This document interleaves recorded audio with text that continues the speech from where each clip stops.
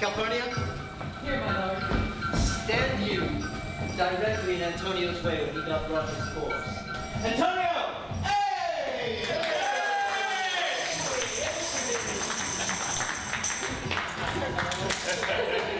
Caesar, my lord! Forget not, in your speed, Antonio, to touch Calpurnia. For our elders say, the Baron, touched in his holy chase, shake off the sterile curse. I shall remember. When Caesar says, do this, it is performed. Get off, and leave no ceremony out. Bid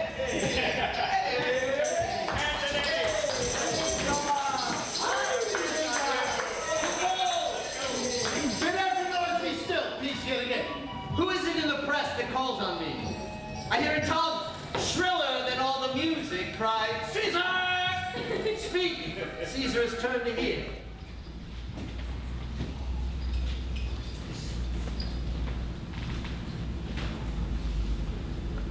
Beware the Ides of March. What man is that? The soothsayer bids you beware the Ides of March. Set him before me. Let me see his face. Man, look upon Caesar. What sayest thou to me now? Speak once again. Beware the Ides of March. He's a dreamer! Let us meet him!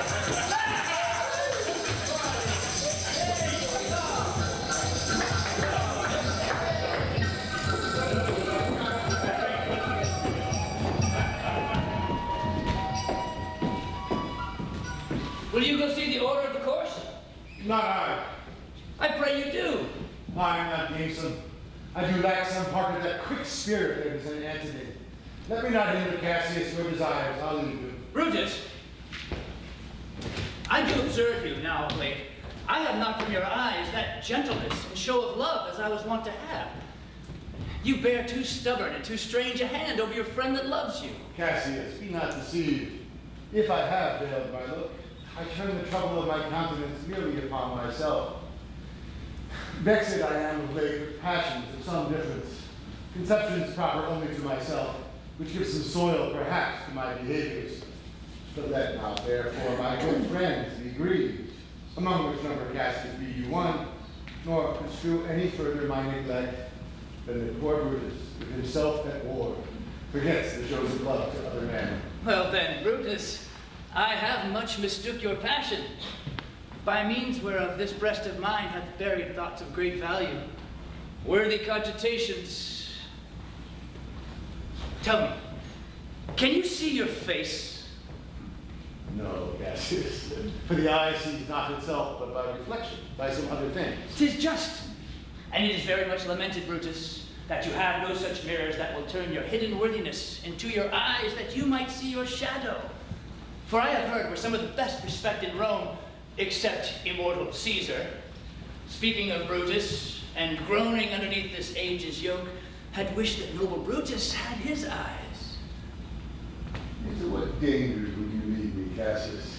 That you would have me seek into myself for that which is not in me. Then, dear Brutus, be prepared to hear. And since you know you cannot see yourself so well as by reflection, I, your glass, will modestly discover to yourself that of yourself which you yet know not of. If you know that I do fawn on men and hug them hard, and after scandal them, then hold me dangerous.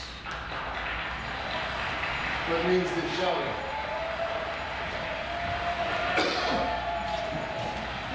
I do fear that people choose Caesar for their king. Aye. Do you fear it? Then must I think you would not have it so. I would not. Yet I love you well. But wherefore do you hold me here so long? What is it you would impart to me? If it be aught for the general good, set honor in one eye and death in the other, then I will look on both indifferently. For let the gods so speed me, as I love the name of honor more than I fear death. I know that virtue to be in you, Brutus, as well as I do know your outward favor. Well, honor is the subject of my story.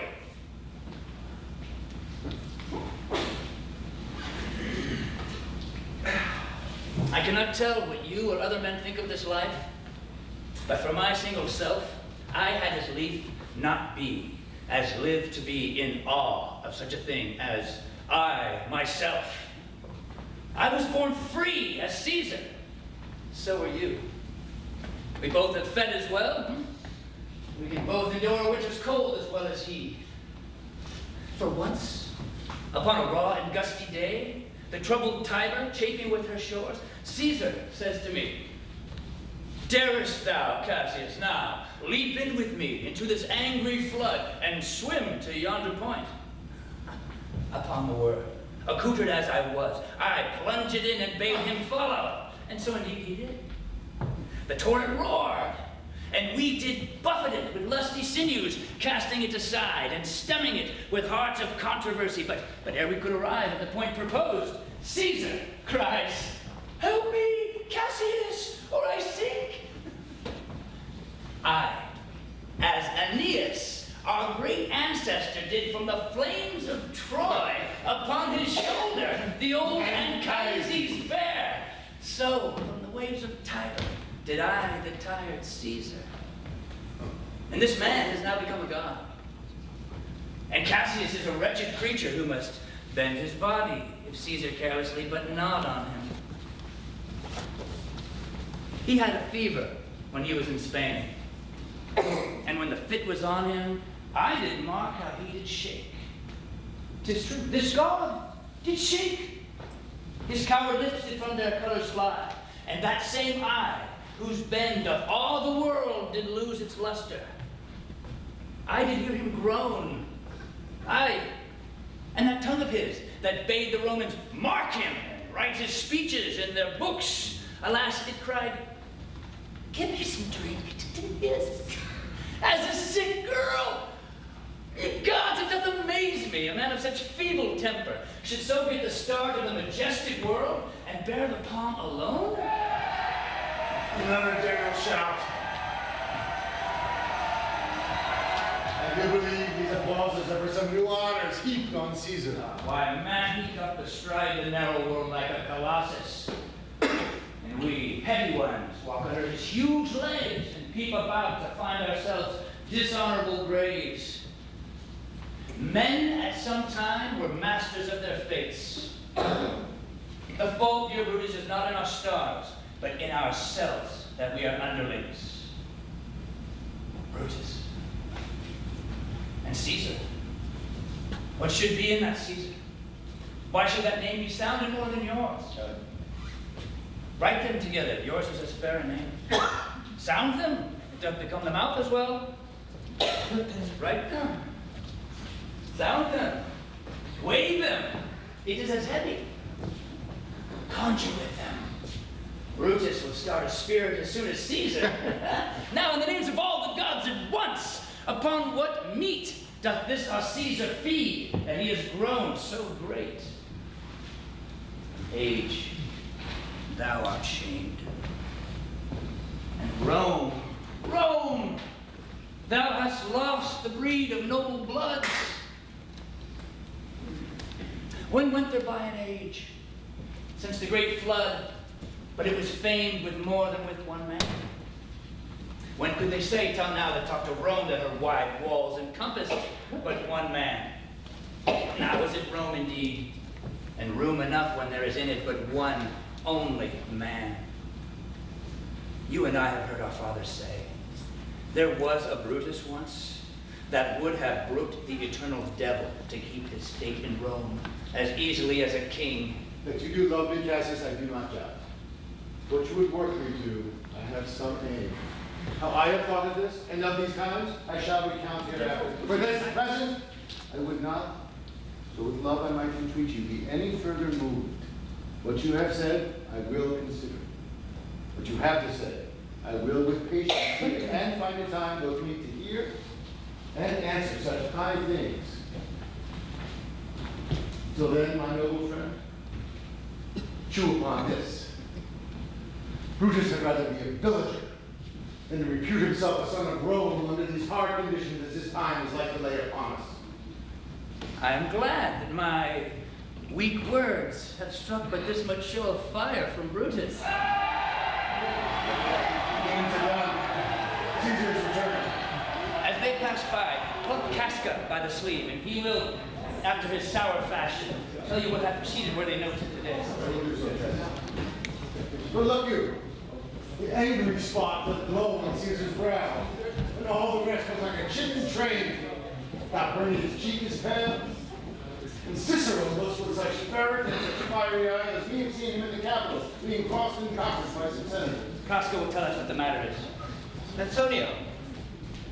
Caesar. Let me have men about me. But a fat, sleek-headed men. Such as sleep at night. Young Cassius has a lean, hungry look. He thinks too much. Such men are dangerous. Fear him not, Caesar. He's not dangerous. He's a noble Roman, well given. Would he were fatter, but I fear him not. Yea, if my name were liable to fear, I know not the man I should avoid so soon as that spare Cassius.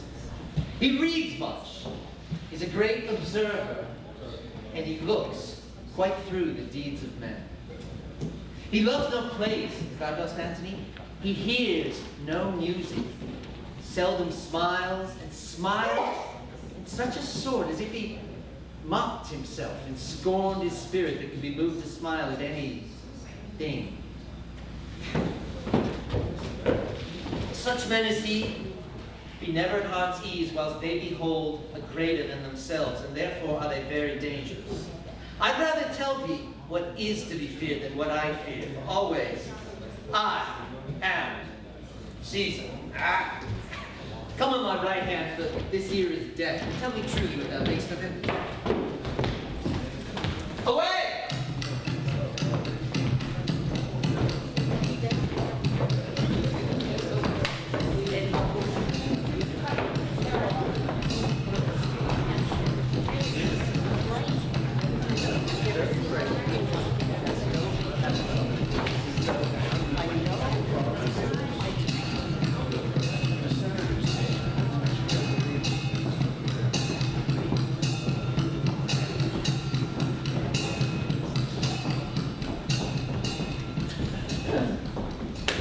By the cloak.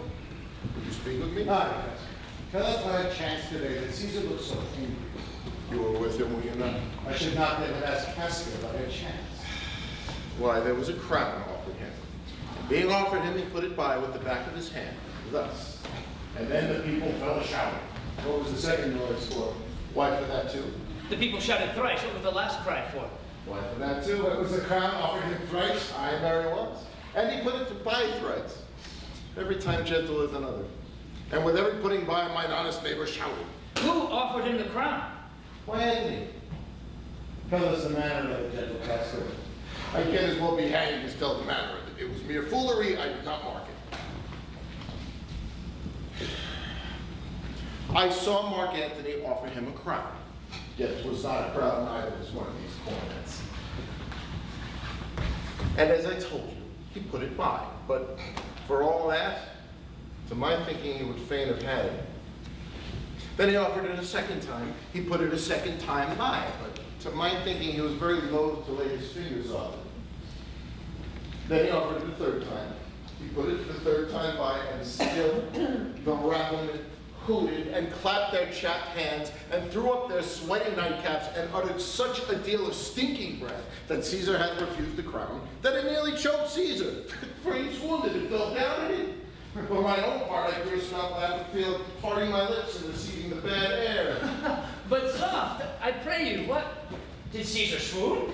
He fell down in the marketplace, foamed at mouth, and was speechless. 'Tis very like, he had the falling sickness. No, Caesar hath it not. But you and I and honest Casca, we have the falling sickness. I know not what you mean by that, but I am sure Caesar fell down. If the tag-rag people did not clap him and hiss him according as they pleased and displeased them the way they used to do the players in the theater, I am no true man. What said he when he came unto himself? Harry, before he fell down, when he sensed that the common herd were glad that he passed by the crown, he plucked me open his doublet and offered them his throat to cut. And I had been a man of any occupation, I would not have taken him at a word.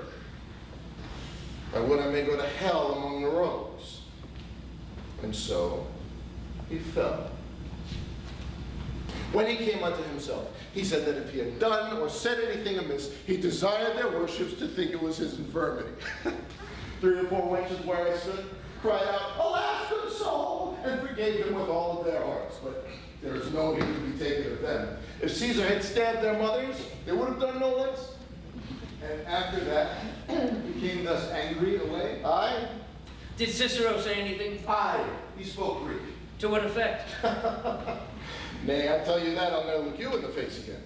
But those that understood him smiled at one another and shook their heads, but for my own part, it was Greek to me.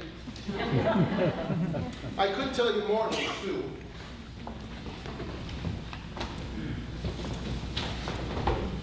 Marillus and Flavius were pulling scarabs off Caesar's images, put to silence. Very well. There was more foolery yet if I could remember it. Will you sup with me tonight, Casca? No, I am promised forth. Will you dine with me tomorrow? Aye. If I be alive and your mind whole and your dinner worth eating. Good. I will expect you. Do so. Farewell, A blunt fellow was this grown to be. He was quick-mental when he went to school. So is he now. In execution of any bold or noble enterprise, however he puts on this tardy form, this rudeness is the sauce to his good wit, which gives men stomach to digest his words with better appetite. So it is. For this time I'll leave you. Tomorrow, if you please to speak with me, I will come home to you. Or if you will, come home to me and I'll wait for you. I shall do so. Until then, think of the world.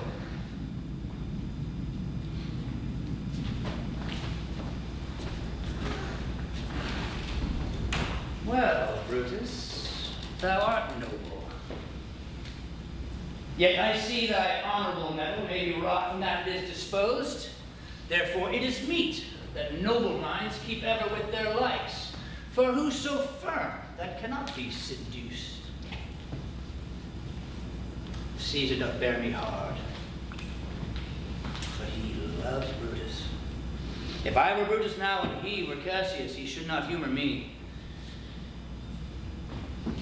I will, this night, in several hands, in at his windows throw, as if they come from several citizens' writings, all tending to the great opinion that Rome holds of his name, wherein obscurely Caesar's ambition should be glanced at. And after this, let Caesar see him sure, for we will shake him, or worse days endure.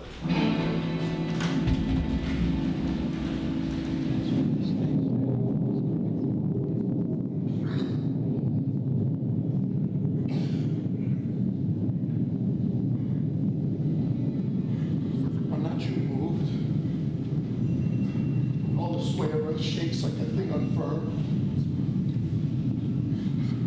I have seen tempests where the scolding winds did split the knotty oaks. And I have seen the ambitious ocean swell and rage and foam to be exalted with the threatening clouds, but never till tonight, never till now did I go through a tempest, drop of fire. Neither there is a civil strife in heaven, or else the world too saucy with the gods incenses them to send destruction. A common slave, you know him well by sight, held up his left hand, which did flame and burn like 20 torches joined, and yet his hand, not mindful of fire, remained unscorched. And there were drawn upon a heap 100 ghastly women, transformed with their fear, who swore they saw men all in fire walk up and down the streets.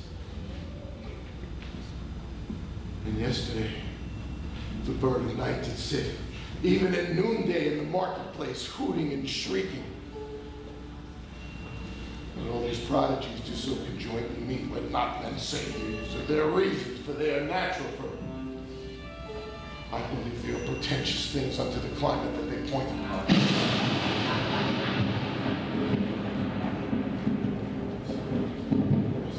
Who's there? A Roman. Casca, by your voice. Your ear is good. Cassius, what night is this? It's a very pleasing night to honest men. Whoever knew the heavens menace so? Ah, those that have known the earth so full of faults. For my part, I have walked about the streets, submitting me unto this perilous night, and thus embraced, Casca, as you see, have bared my bosom to the thunderstone. And when the cross-blue lightning seemed to open the breast of heaven, I did present myself, even in the aim and very flash of it. But wherefore would you so much tempt the heavens? Part of men to fear and tremble when the most mighty gods by omens send such dreadful heralds to astonish us. You are dull, Casca. And those sparks of life that should be in a Roman, you do want. Or else you use not. You look pale, and gaze, and put on fear, and cast yourself in wonder to see the strange impatience of the heavens. But if you would consider their true cause, why all these ghosts? Why all these fires? Why birds and beasts change from their natures to monstrous quality? Why then you shall find that heaven hath infused them with these spirits to make them instruments of fear and warning unto some monstrous state. Now could I, Casca, name to thee a man most like this dreadful night, that thunders and lightens and opens graves and roars, as doth the lion in the Capitol, a man no mightier than thyself or me in personal action, yet prodigious grown and fearful as these strange eruptions are. 'Tis Caesar that you mean, is it not, Cassius? Let it be who it is. Indeed. They say the senators tomorrow mean to establish Caesar as a king. He shall wear his crown by sea and by land in every place, save here in Italy. I know where I will wear this dagger then. Cassius from bondage will deliver Cassius. Therein, ye gods, you make the weak most strong. Therein, ye gods, you tyrants do defeat. Life never lacks the power to dismiss itself. If I know this, know all the world besides, that part of tyranny that I do bear, I can shake off with pleasure. So can I. So every bondman in his hand holds the power to cancel his captivity. Why should Caesar be a tyrant then? Poor man. I know he would not be a wolf, but that he sees the Romans are but sheep. Those that with haste will make a mighty fire, begin it with weak straws. What trash is Rome? What rubbish? What awful, when it serves for the base matter to illuminate so vile a thing as Caesar. Oh, grief, where hast thou led me? I perhaps speak this before a willing bondman. Well, then I know my answer must be made, but I am armed, and dangers are to me indifferent. You Speak to Casca, and to one who is no such fairy telltale. Hold my hand. Be factious in redress of these griefs, and I will set this foot of mine as far as he who goes the farthest. There's a bargain made. Now know you, Casca, I have moved already some certain of the noblest minded Romans to undergo with me an enterprise of dangerous, honorable consequence. And I do know by this they stay for me in Pompey's porch. For now, this fearful night, there is no stir or walking in the streets, and the complexion of the elements in favors like the work we have at hand. Most fiery, bloody, and most terrible. Stand close a while, here comes one at haste. Oh, 'tis Cinna. I know him by his gait. He is a friend. Cinna! Where haste you so? To find out you. Who's that? Metellus Cimber. No, it is Casca, one incorporate to our attempts. Am I not stayed for, Cinna? I'm glad on it. What a fearful night is this. There are 2 or 3 of us that have seen some strange sights. Am I not stayed for? Yes, you are. I saw a burning man, untouched.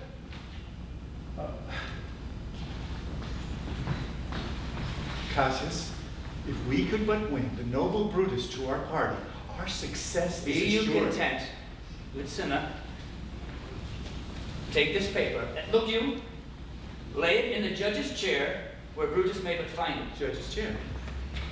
Throw this in at his window. Window, judge's chair. Window, judge's chair. Set this up with wax upon old Brutus's statue. Wax on the statue. Judge's chair. Window. That done, repair to Pompey's porch where you shall find us. Wax on Is Decius Brutus and Trebonius there? All but Metellus Cimber, and he's gone to seek you at your house. Well, I will hie and so bestow these papers as you bade me. And then, repair to Pompey's theater. I will. Come, Casca. You and I will yet ere day see Brutus at his house.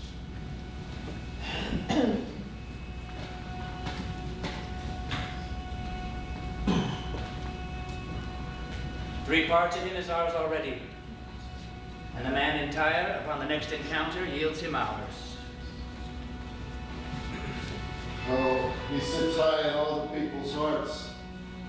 And that which would appear offense in us, his confidence, that richest alchemy, turns to virtue and to worthiness. Him and his worth and our great need of him, you have right well conceded. Let us go, for it is after midnight, and ere day we will wake him and be sure of him.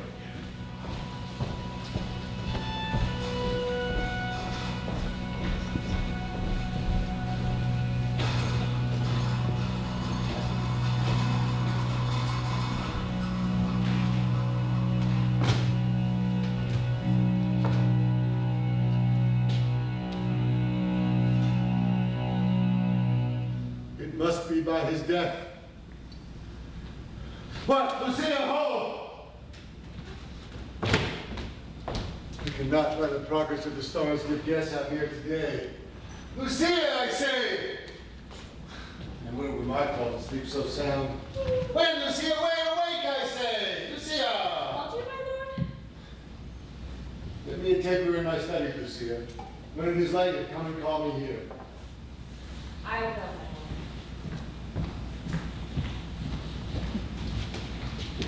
It must be by his death. For my part, I know no personal cause to spurn at him. But for the general, he would be crowned. How that might change his nature, there's the question. It is the bright day that brings forth the adder, and that craves wary walking. Crown him? That? And then I grant we put a sting in him that at his will he may do danger with. The abuse of greatness is when it disjoins remorse from power. And to speak truth of Caesar, I have not known when his affections swayed more than his reason.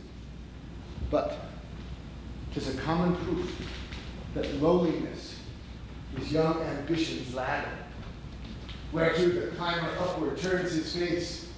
But when he once attains the utmost rung, he then unto the ladder turns his back, looks in the clouds, scorning the base degrees by which he did ascend.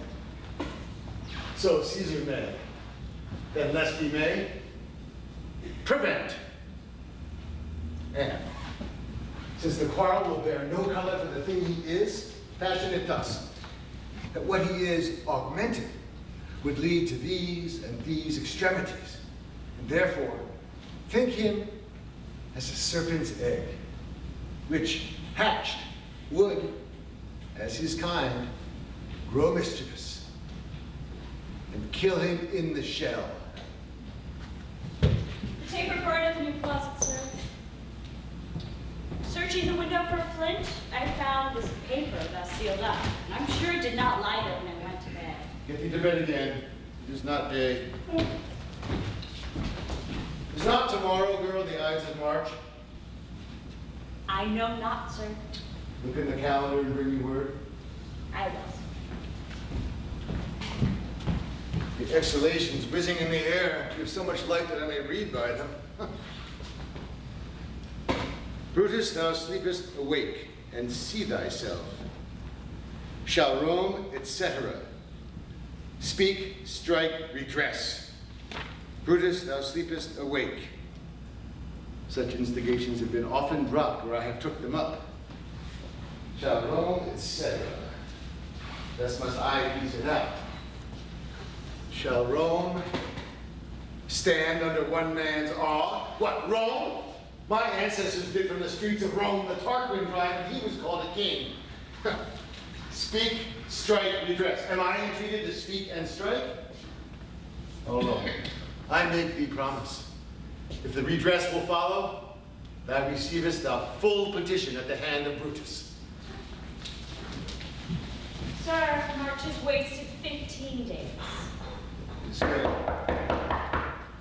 Go to the gate. Somebody knocks.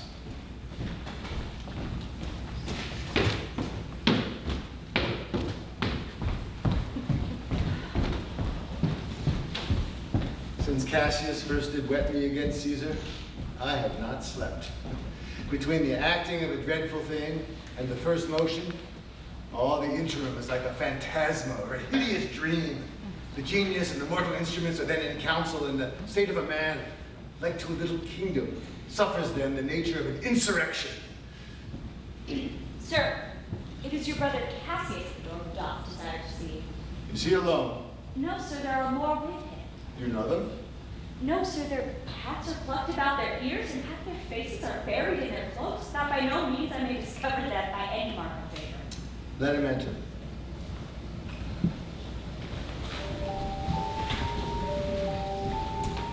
It is the faction. O conspiracy, shamest thou to show thy dangerous brow by night, when evils are most free?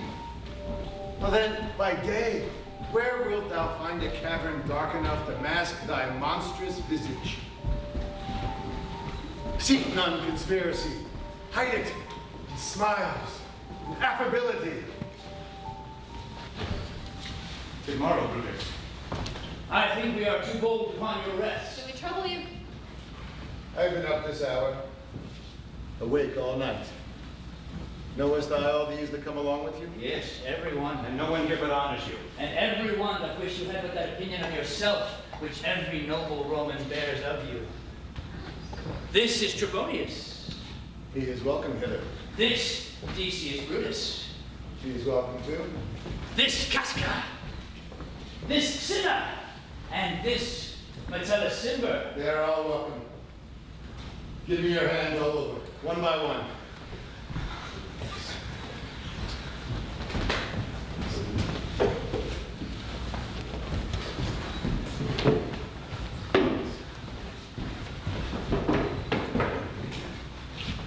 And let us swear our resolution. No, not an oath. If not the face of men, the sufferance of our souls, the time's abuse, if these be motives weak, break off betimes, everyone hence to an idle bed. So let high-sighted tyranny range on till we all drop by lottery. What need we any swerve by our own cause to trick us to redress? What other bond than secret Romans that have spoke the word and will not falter? And what other oath than honesty to honesty engaged, that this shall be, or we will fall for it? Swear, priests and cowards, but do not stain the even virtue of our enterprise. To think that or our cause or our performance did need an oath, when every drop of blood that every Roman bears, and nobly bears, is guilty of a bastardy, if he do break the smallest particle of any promise that hath passed from him. What of Cicero? Shall we sound him out? I think he will stand very strong with us. Yes. Let us not leave him out. No, by no means. No, definitely. Let us have him, for his silver hairs shall purchase us a good opinion, and by men's voices to commend our deeds. For it shall be said, his judgment ruled our hands. Our youths and wildness shall no whit appear, but all be buried in his gravity. Name him not. Let us not speak with him. For he will never follow anything that other men begin. Well, then leave him out. Indeed, he is not fit. Leave him out. That's what we get. Shall no man else be touched, but only Caesar? Decius, well urged. I think it is not meet Mark Antony, so well beloved of Caesar, should outlive Caesar. We shall find of him a shrewd contriver.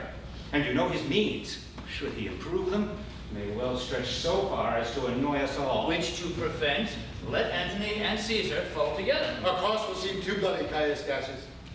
To cut off the head and then hack the limb, for Antony is but a limb of Caesar. Let us be sacrificers, but not butchers, Caius. We all stand up against the spirit of Caesar. And in the spirit of men there is no blood. Oh, that we could come by Caesar's spirit and not dismember Caesar? But alas, Caesar must bleed for it. And gentle friends, let's kill him boldly, but not wrathfully. Let's carve him as a dish fit for the gods, not hew him as a carcass fit for hounds. And let our hearts, as subtle masters do, stir up their servants to an act of rage, and after seem to chide them. This will make our act necessary, not envious. And for Mark Antony, think not of him, for he can do no more than Caesar's arm when Caesar's head is off. And yet I fear him. Alas, Cassius, do not think of him. If he do love Caesar, all that he can do is to himself. Take thought and die for Caesar. And that were much he should. For he's given to sport, to wildness, and much company. There's no fearing. Let him not die, but he will live and laugh at this hereafter. Peace, count the clock.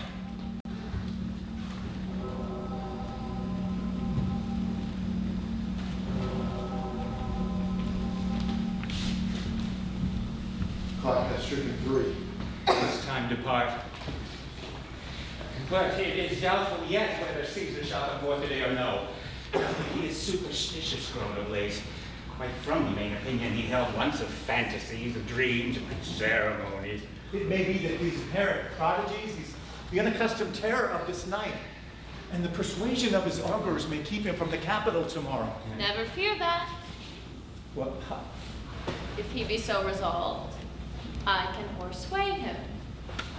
For he loves to hear that unicorns may be betrayed with trees, and bears with glasses, elephants with holes, lions with toilets, and men with flatterers. But when I tell him he hates flatterers, he says he does, being the most flattered.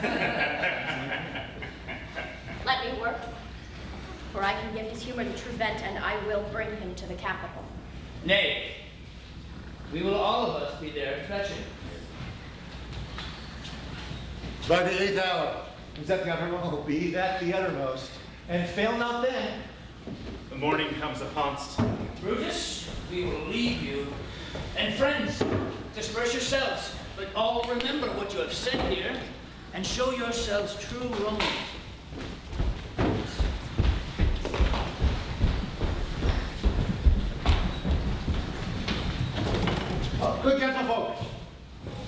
Look fresh and merrily. Let not our looks put on our purposes, but bear it as our Roman actors do. Untired spirits and formal constancy. So, tomorrow, everyone. Tomorrow, Brutus.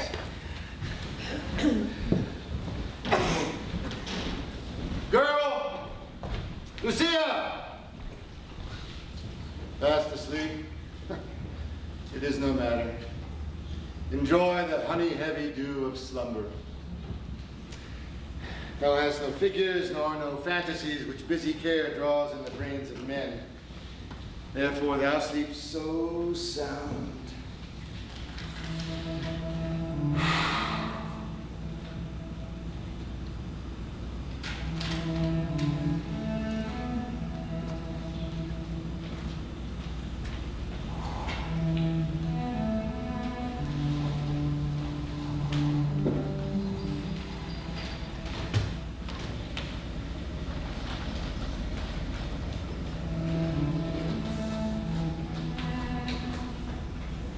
Brutus, my lord.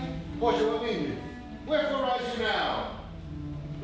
It is not for your health, but thus to commit your weak condition to the raw, cold morning. Nor for yours neither. You've ungently, Brutus, stole from my bed. And yesternight at supper you suddenly arose and walked about, musing and sighing with your arms across. And when I asked you what the matter was, you stared upon me with ungentle looks. I urged you further, then you scratched your head and too impatiently stamped with your foot. Yet I insisted, yet you answered not, but with an angry wafter of your hand gave sign for me to leave you. So I did, fearing to strengthen that impatience which seemed too much enkindled, and withal hoping it was but an effect of humor, which sometimes hath his hour with every man. It will not let you eat, nor talk, nor sleep.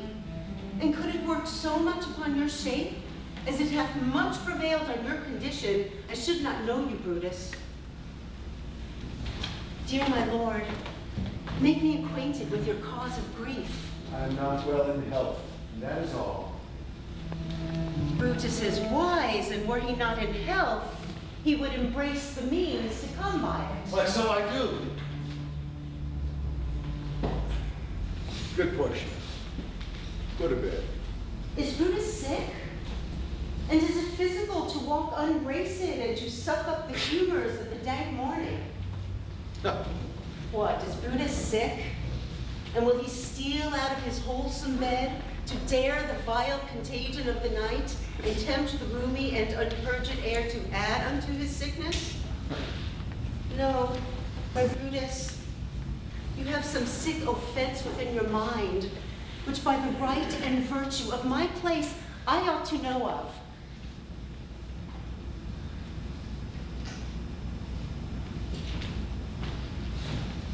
And upon my knees, I charm thee by my once commended beauty, by all your vows of love, and by that great vow which did incorporate and make us one, that you unfold to me yourself, your half, why you are heavy.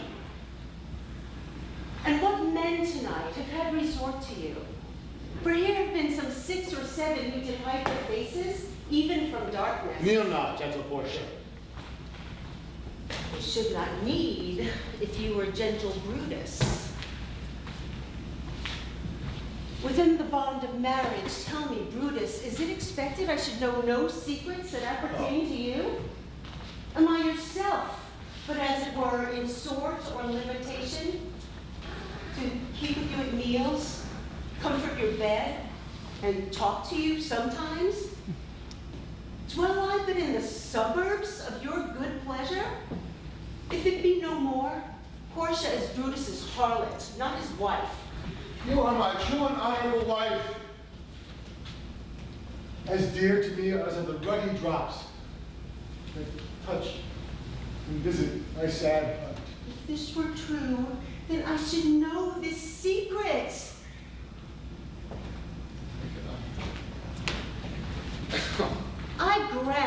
I am a woman, but withal a woman that Lord Brutus took to wife. I grant I am a woman, but withal a woman well reputed, Cato's daughter. Think you I am no stronger than my sex, being so fathered and so husbanded? Tell me your counsels, I'll not disclose. No!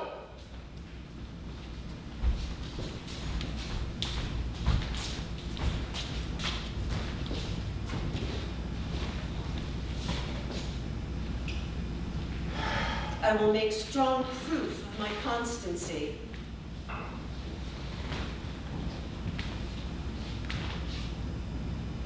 No! Can I bear that with patience and not my husband's secrets? Oh, you God, render me worthy of this noble wife. Portia, go we in a while, and by thy bosom shall partake the secrets of my heart.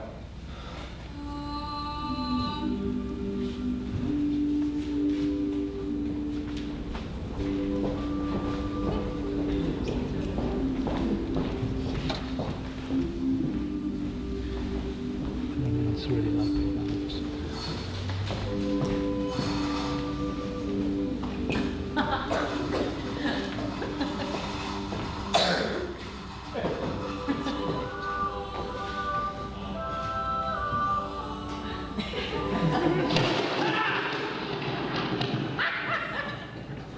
Nor heaven nor earth have been at peace tonight. Thrice have Calpurnia in her sleep cried out, help ho, they murder Caesar. Who's within? My lord? Go bid the priest your present sacrifice and bring me their opinions of success. I will, my lord.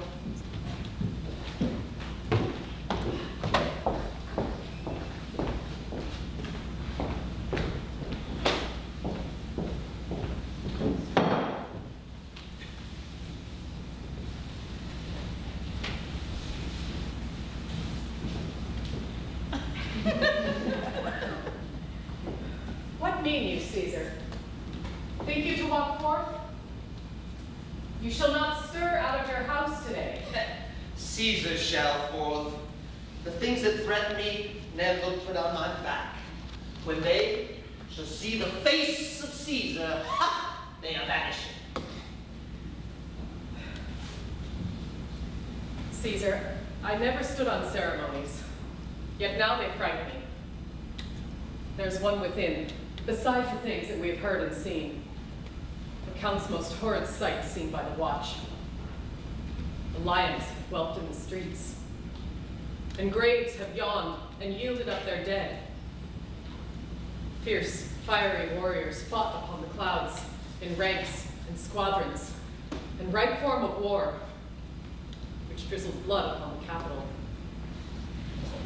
The noise of battle hurtled in the air, horses did neigh, and dying men did groan, and ghosts did shriek and squeal about the streets. Caesar, these things are beyond all use, and I do fear them. What can be avoided? Whose end is purposed by the mighty gods. Yet, Caesar shall go forth. For these predictions of the world in general as to Caesar. When beggars die, no comets are seen. The heavens themselves lays forth the death of princes. Cowards die many times before their death. The valiant never tasted death but once. All the wonders that I yet have heard, it seems to me most strange that men should fear, seeing that death, necessary end, will come when it will come. What say the augurs? They would not have you to stir forth today. Plucking the entrails of an offering forth, they could not find a heart within the beast.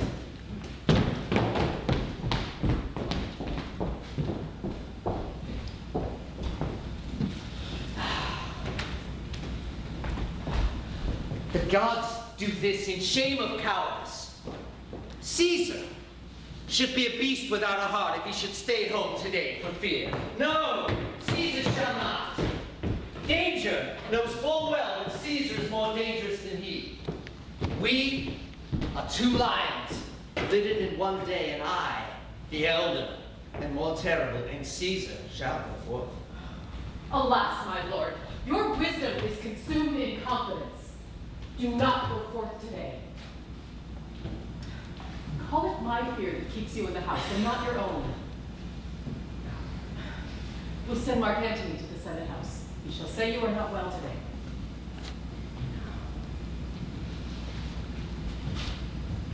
Let me, upon my knee, prevail in this.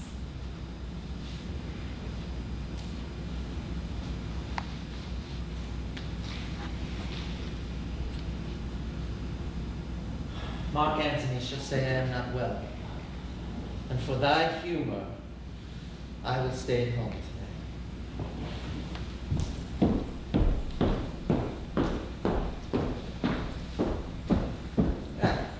Here's Decius Brutus. She shall tell them so. Caesar, all hail. Good morrow, worthy Caesar. I've come to fetch thee to the Senate House. And you are come in very happy time to bear my greeting to the senators and tell them I will not come today. Cannot is false, and that I dare not false her. I will not come today. Tell them so, Decius. Say he is sick. What? Shall Caesar send a lie? Have I, in conquest, stretched mine arm so far to be afraid to tell graybeards the truth? Decius, go tell them Caesar will not come. Most mighty Caesar, let me know some cause, lest I be laughed at when I tell them so.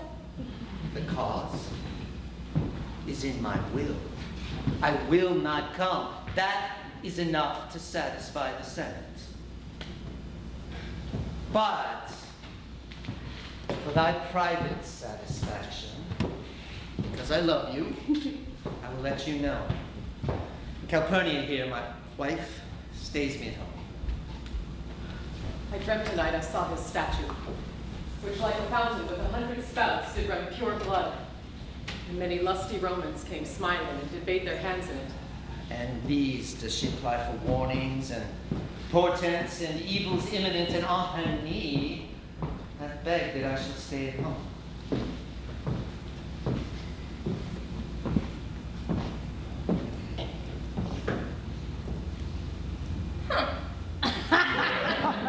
Huh? This dream is all misinterpreted. It was a vision fair and fortunate. Thy statue, spouting blood in many pipes, in which so many smiling Romans bathe, signifies that from you great Rome shall suck reviving blood, and great men shall press for tinctures, stains, relics, and cognizance. This by Calpurnia's dream is signified. And this way you well astounded. I have. When you have heard what I can say. You know it now. The Senate hath concluded to give this day a crown to mighty Caesar. If you tell them you will not come, their minds may change. Besides, it were a mock act to be rendered for someone to say, break up the Senate till another time when Caesar's wife shall meet with better dreams. If Caesar hide himself, will they not whisper, lo, Caesar is afraid? Huh. Pardon, Caesar, for my dear, dear love to your proceeding bids me tell you this, and reasoning that my love is liable. How foolish do your fears seem now, Calpurnia? I'm ashamed that I did yield to them. Give me my robe, for I will go.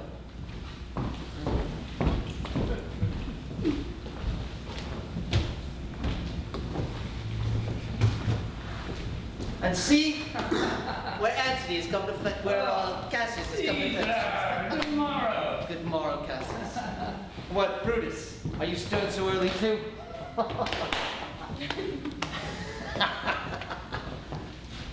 Good morrow, Casca.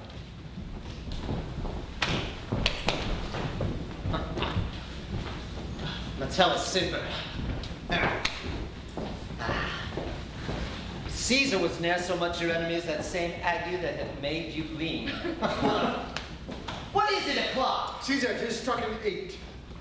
I thank you for your pains and courtesy. Look where Antony, that revels long a night, is notwithstanding up. Good morrow, Antony. So the most noble Caesar. Bid them prepare with him. I am to blame to be thus waited for. Now sit down.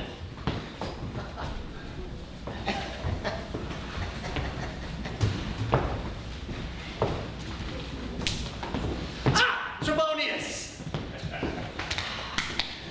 I've an hour's talk in store for you. Remember that you call on me today. Be near me, that I may remember you. Caesar, I will. So near will I be that your best friend shall wish I had been further. Good friends! Go in and taste some wine with me, and we, like friends, shall straightway go together.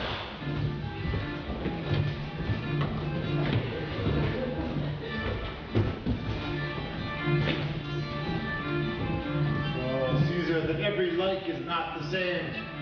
Grieves the heart of Brutus to think upon.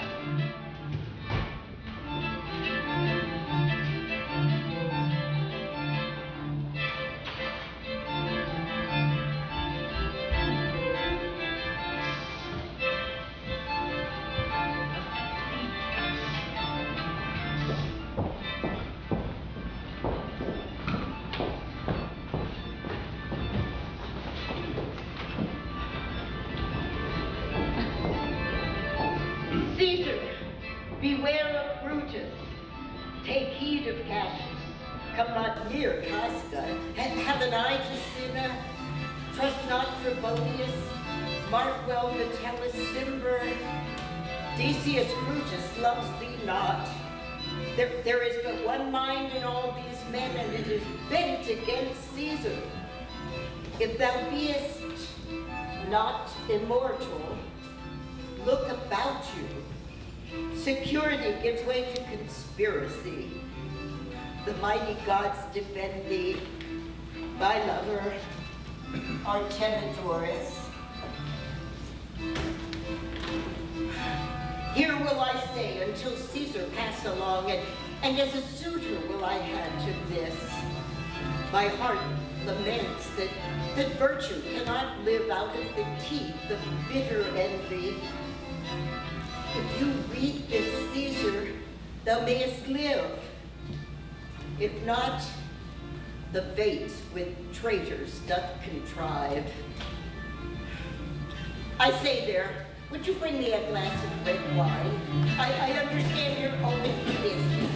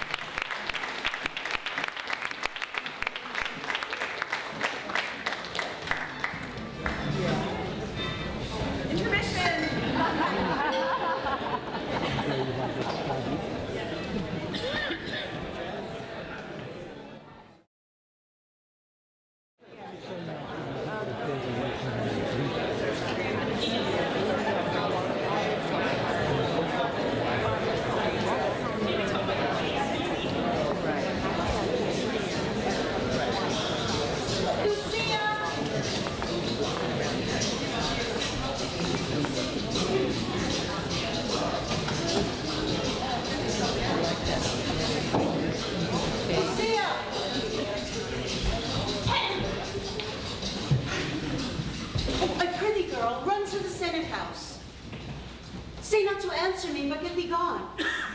Why dost thou stay? To know my errand, madam.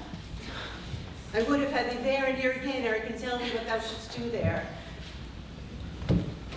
No, constancy, be strong upon my side. Set a huge mountain between my heart and tongue. How hard it is for Portia to keep counsel. Art thou here yet? What should I do, madam? Run to the capital and nothing else, and so return to you and nothing else? Yes. Bring me word, girl, if thy lord look well, for he went sickly forth. And take good note what Caesar doth, what suitors press to him. Hark, Lucia, what noise is that? I hear none now. I prithee, listen well.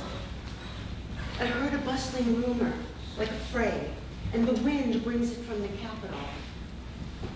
Oh, soothe, madam, I hear nothing. I prithee, fellow, which way hast thou been? At my own house, good lady. What is still clock? About the 9th hour, lady. Is Caesar yet gone to the capital? Madam, not yet. I go to take my stand to see him pass on to the capital. Thou hast some suit to Caesar, hast thou not? That I have, lady. If it will please Caesar to be so good to Caesar as to hear me, I shall beseech him to befriend himself. Why? Knowest thou any harms intended towards him? That I know will be. Much that I fear may chance. Good morrow to you. Here the street is narrow. The throngs that follow Caesar at the heels of senators, traitors, common suitors will crowd the feeble one almost to death. Now get me to a place more void, and there, speak to great Caesar as he comes along. I must go in. Ay me. Run, Lucia. Commend me to my lord. Say I am married. Then come to me again and bring me word what he doth say to thee. O Brutus, the heavens speed thee in thine enterprise. The history of Rome changes. I feel it. The Ides of March have gone. I, Caesar, but not gone.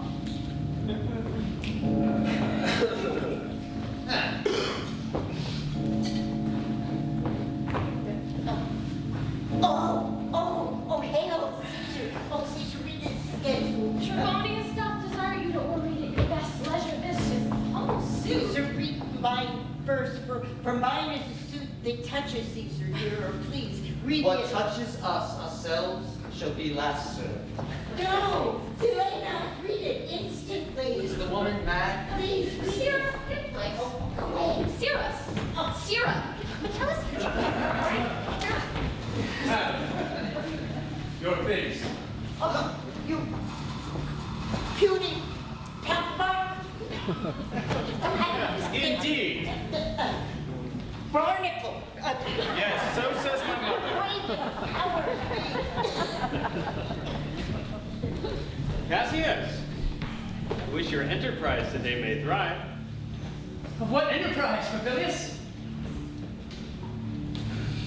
Very well. What said Papilius Lena? He wished today our enterprise might thrive. I fear our purpose is discovered. We come next to Caesar. Mark him. Casca, be sudden. We fear prevention. Brutus, what shall be done? If this be known, Cassius or Caesar never shall turn back, for I shall slay myself. Be confident, Cassius. Papilius Lena speaks not of our purposes, but look, he smiles, and Caesar doth not change. Trebonius knows his time. For look ye, Brutus, he draws Mark Antony out of the way. Where is Metellus Cimber?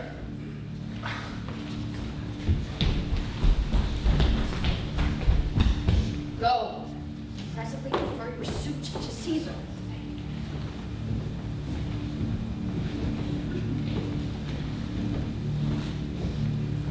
He is addressed. That's me, I seconded. Casca, you're the first that rears your hand. Are we all ready? What is now amiss that Caesar and his Senate must redress? Most high, most mighty, and most puissant Caesar, Metellus Cimber grows before thy seat and humble heart.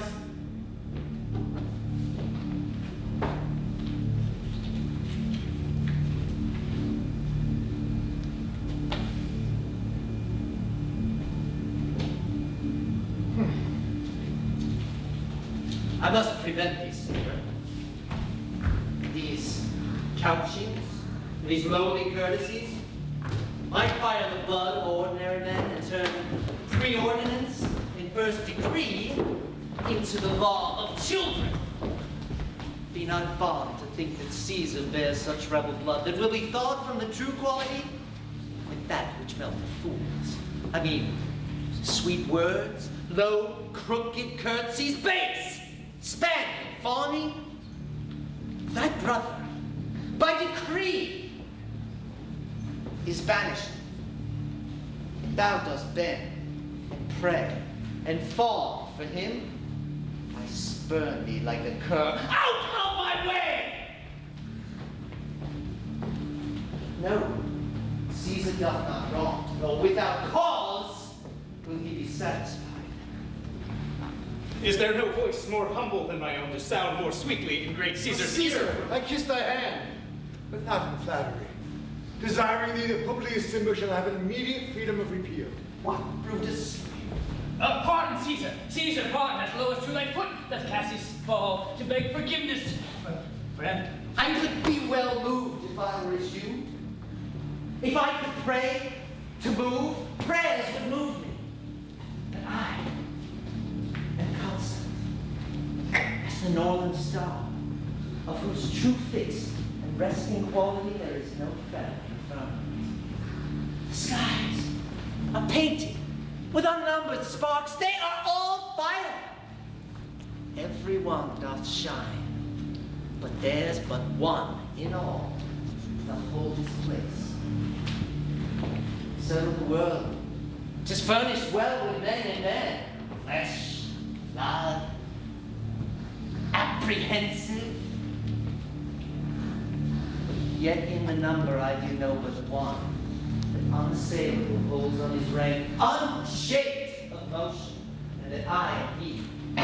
Let me a little show it even in this. When I was constant, Cimber should be banished, constant to remain to keep him so. Oh, Caesar. Hence wilt thou lift up Olympus? Great Caesar. Doth not Brutus, bootless kneel? Pretends me!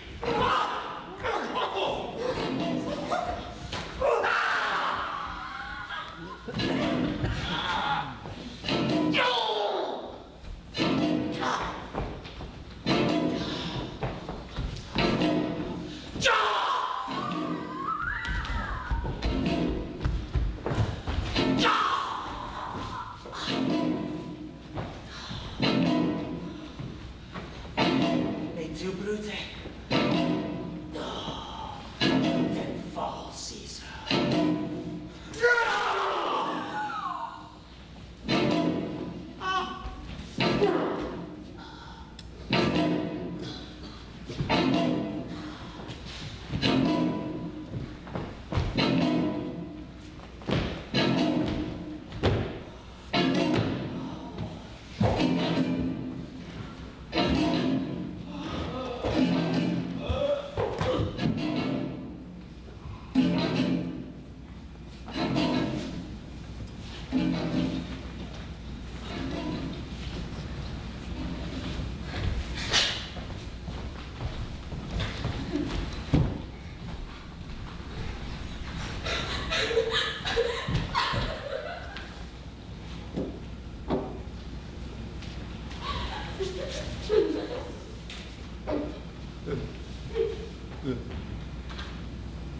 Liberty. Freedom. Tyranny is dead. Liberty. Freedom. Freedom. Enfranchisement. Ambition's dead is freedom. Where's Antony? Ran to his house, amazed. Men, wives, children stare, cry out, and run as it were doomsday.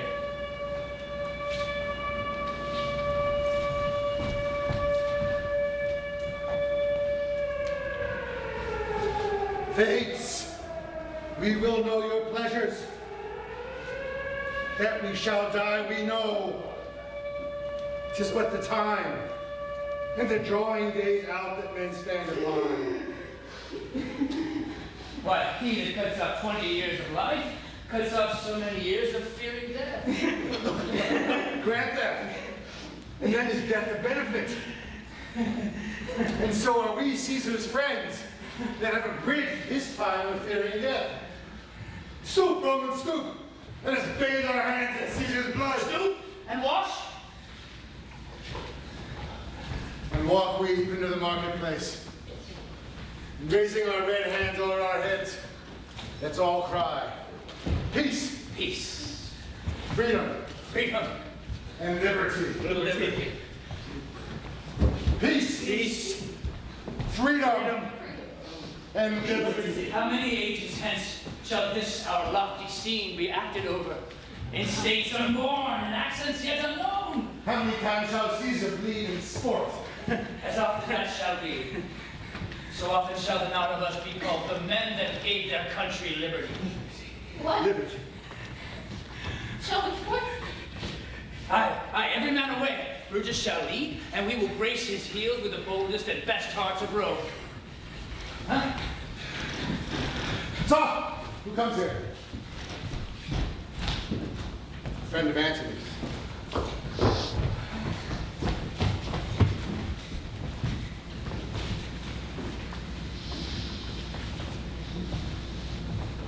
Thus, Brutus, did my master bid me kneel.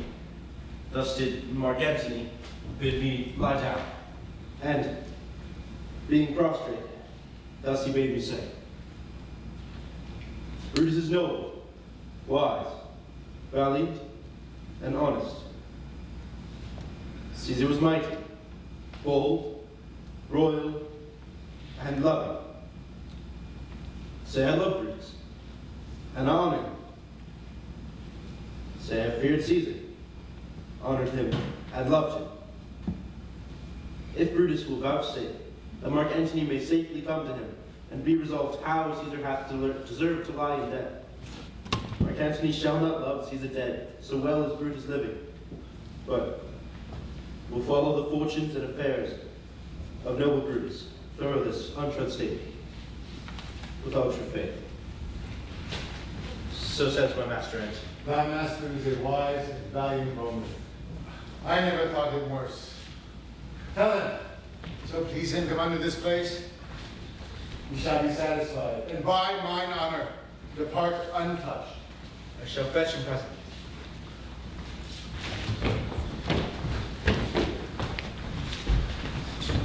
We shall have him well to friend. I wish we may, but yet have I a mind that fears him much, and my misgivings still fall truly to the But here comes Antony.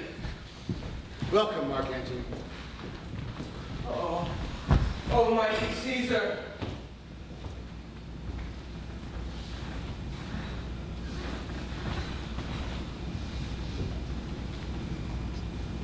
Dost thou lie so low? For all thy conquests, glories, triumphs, spoils shrunk to this little measure. Fare thee well. I know not, gentlemen, what you intend. Who else must be let blood? Who else is rank? If I myself, there is no hour so fit as Caesar's death's hour, nor no instruments of half that worth as those your hands, made rich with the most noble blood of all this world. I do beseech ye, if you bear me hard now, whilst your purpled hands do reek and smoke, fulfill your pleasure. Live 1,000 years, I shall not find myself so apt to die. No place shall please me so, no means of death, as here by Caesar, and by you cut off. The choice and master spirits of this age. Oh, Antony, beg not your death of us.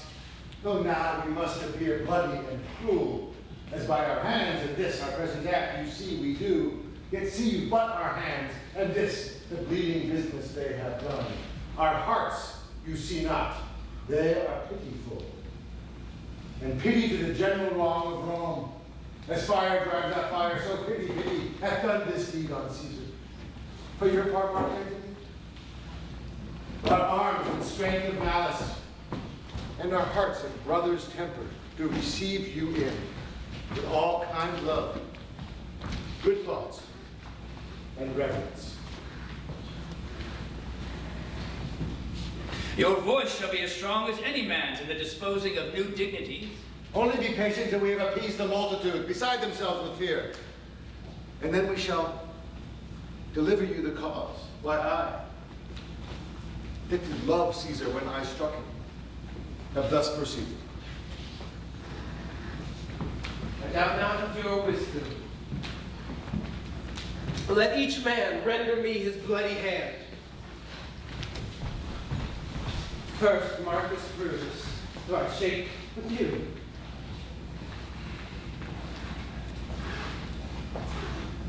Next, Caius Cassius, do I take your hand?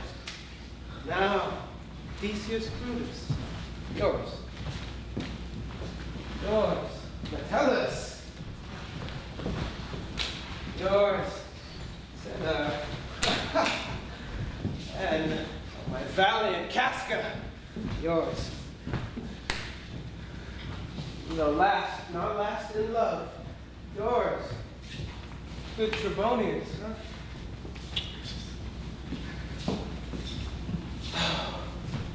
Gentlemen all. Alas, what shall I say? My credit now stands on such slippery ground that one of two bad ways you must conceit me. Either a coward or a flatterer. That I did love thee, Caesar, oh, 'tis true. If then thy spirit look upon us now, shall it not grieve thee dearer than thy death, to see thy Antony making his peace, shaking the bloody fingers of thy foes? Most noble in the presence of thy corpse.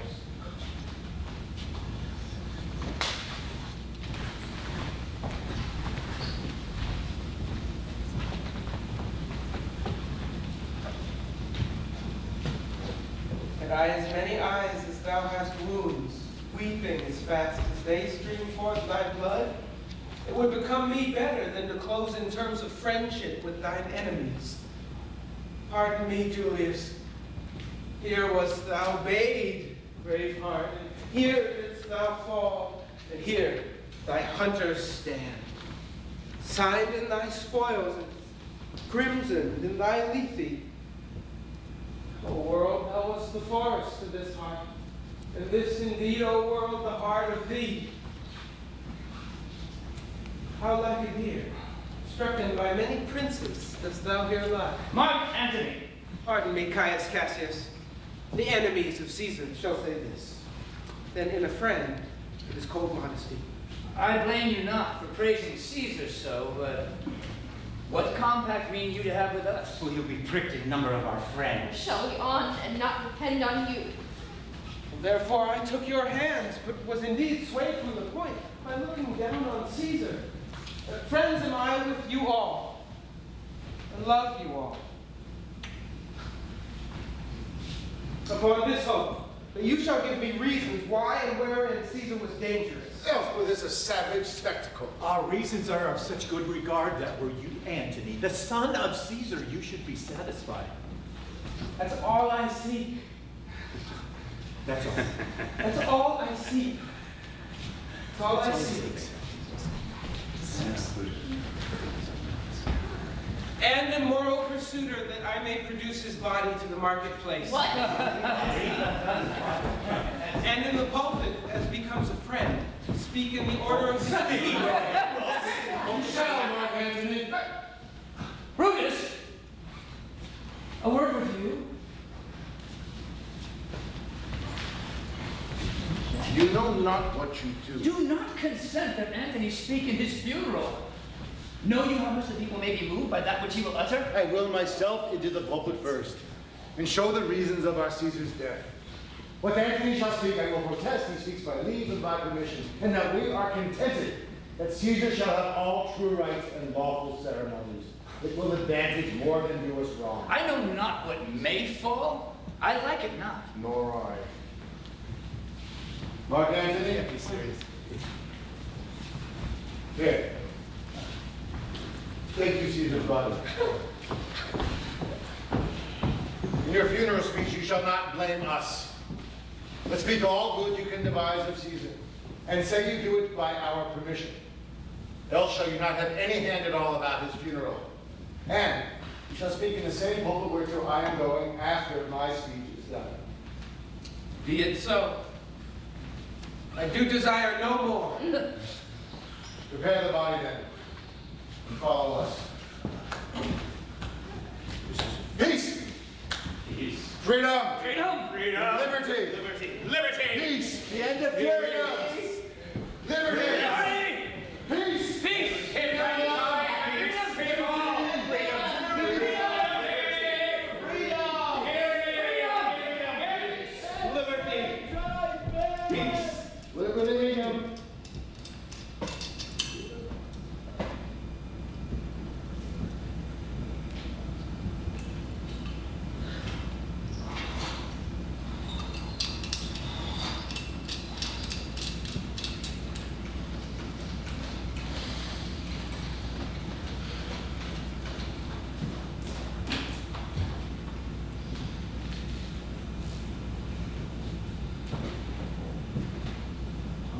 Pardon me, thou bleeding piece of earth, that I am meek and gentle with these butchers. Thou art the ruins of the noblest man that ever lived in the tide of times. Woe to the hand that shed his costly blood.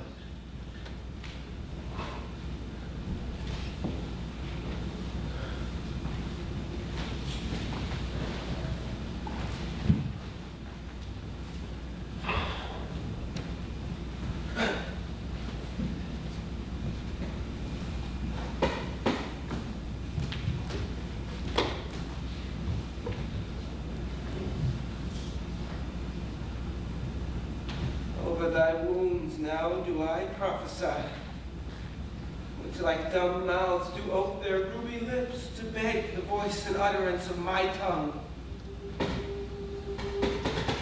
A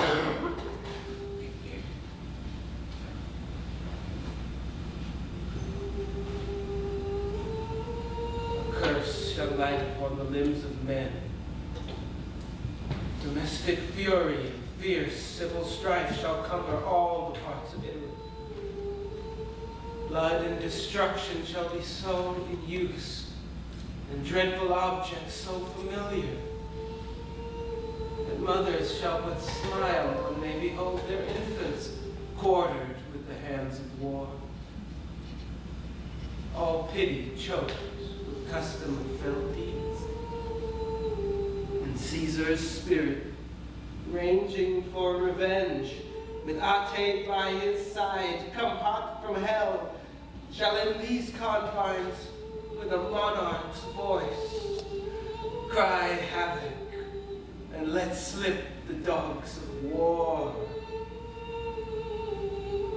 That this foul deed shall smell above the earth, with carrion men groaning for burial.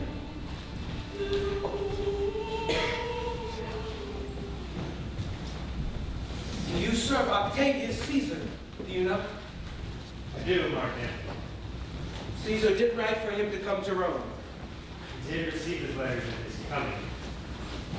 And did he say to you by word of mouth?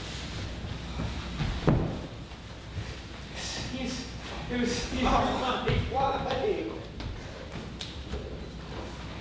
Thy heart is big. Get thee apart and weep.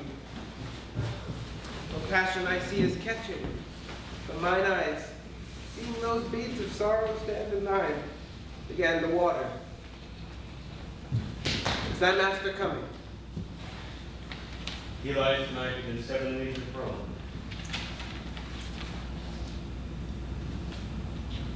Post back with speed and tell him what hath chanced.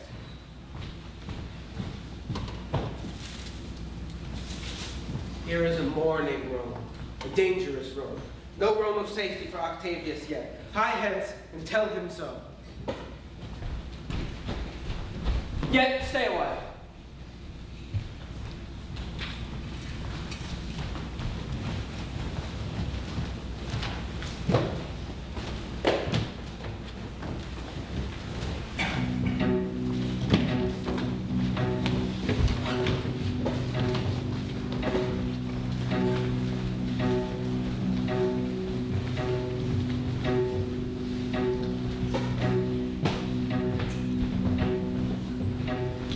shall not back till I have borne this corpse into the marketplace.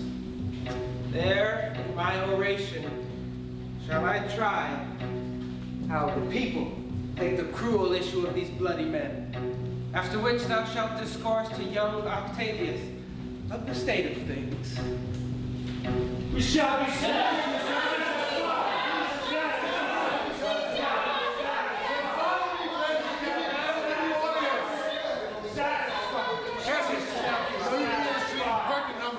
Those who would hear me speak, let him stay here. Those who would follow Cassius, go with him. And public reason shall be rendered of Caesar's death.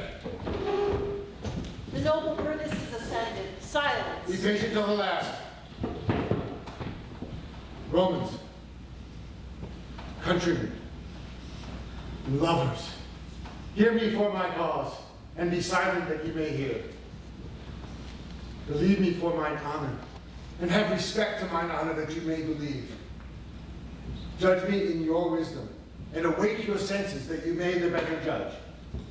If there be any in this assembly, any dear friend of Caesar's, to him I say that Brutus's love to Caesar was no less than his.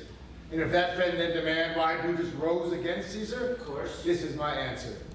Not that I love Caesar less, but that I loved Rome more. Had you rather Caesar were living and die all slaves, than that Caesar were dead, to live all free men? As Caesar loved me, I weep for him. As he was fortunate, I rejoice at it. As he was valiant, I honor him. But as he was ambitious, I slew him. There is tears for his love, joy for his fortune, honor for his valor, and death for his ambition. Who is here so base that would be a bondman? If any, let him speak. For him have I offended. Who is here so rude that would not be a Roman? If any, let him speak. For him have I offended. Who is here so vile that would not love his country? If any, let him speak. For him have I offended. I pause for a reply. None. Then none have I offended. I have done no more to Caesar than you shall do to Brutus.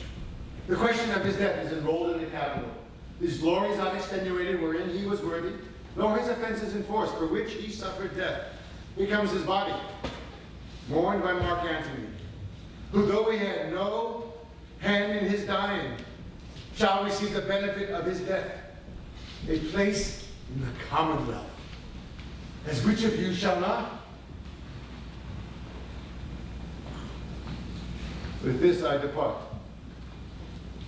as I slew my best lover for the good of Rome.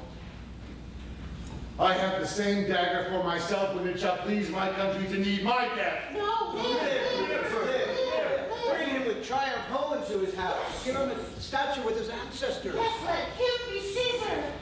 Caesar's better parts. My countrymen, good countrymen, let me depart alone. Peace out. And for my sake, stay here with Antony. Do grace to Caesar's corpse, and grace his speech tending to Caesar's glories, which Mark Antony, by our permission, is allowed to make. I do entreat you, not a man depart save I alone, till Antony have spoken. Stay home and let us hear Mark Antony. We'll hear him. Noble Antony, go on. For Brutus' sake, I am beholden to you. What does he say of Brutus? He says for Brutus' sake, he finds himself beholden to us all. To best he speak no harm of Brutus here. This Caesar was a tyrant. Yea, that's certain. We are blessed that Rome is rid of him. Oh, let us hear what Antony can say. Friends, Romans, countrymen, lend me your ears. I come to bury Caesar, not to praise him. The evil that men do lives after them. The good is oft interred with their bones. So let it be with Caesar. The noble Brutus has told you Caesar was ambitious. If it were so, it was a grievous fault. Grievously hath Caesar answered it. Yes. Here under leave of Brutus and the rest, for Brutus is an honorable man. So are they all honorable men. Come I to speak in Caesar's funeral. If you want.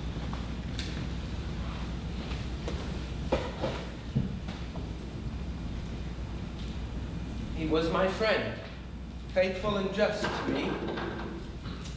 But Brutus says he was ambitious, and Brutus is an honorable man.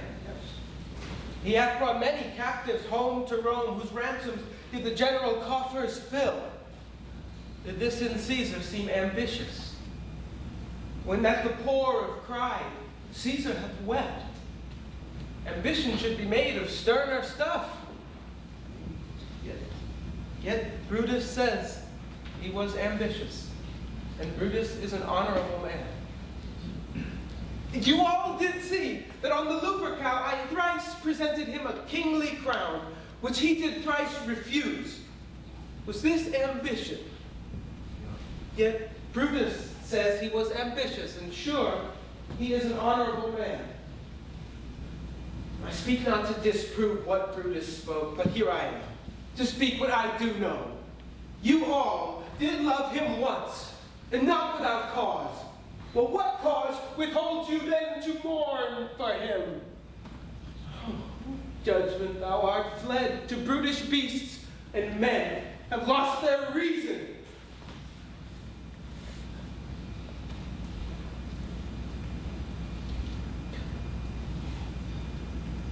Bear with me. My heart is in the coffin there with Caesar, and I must pause till it come back to me.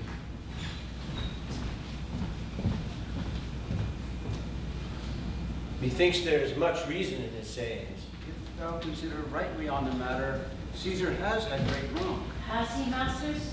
I fear there will a worse come in his place. Mark to use words, he would not take the crown.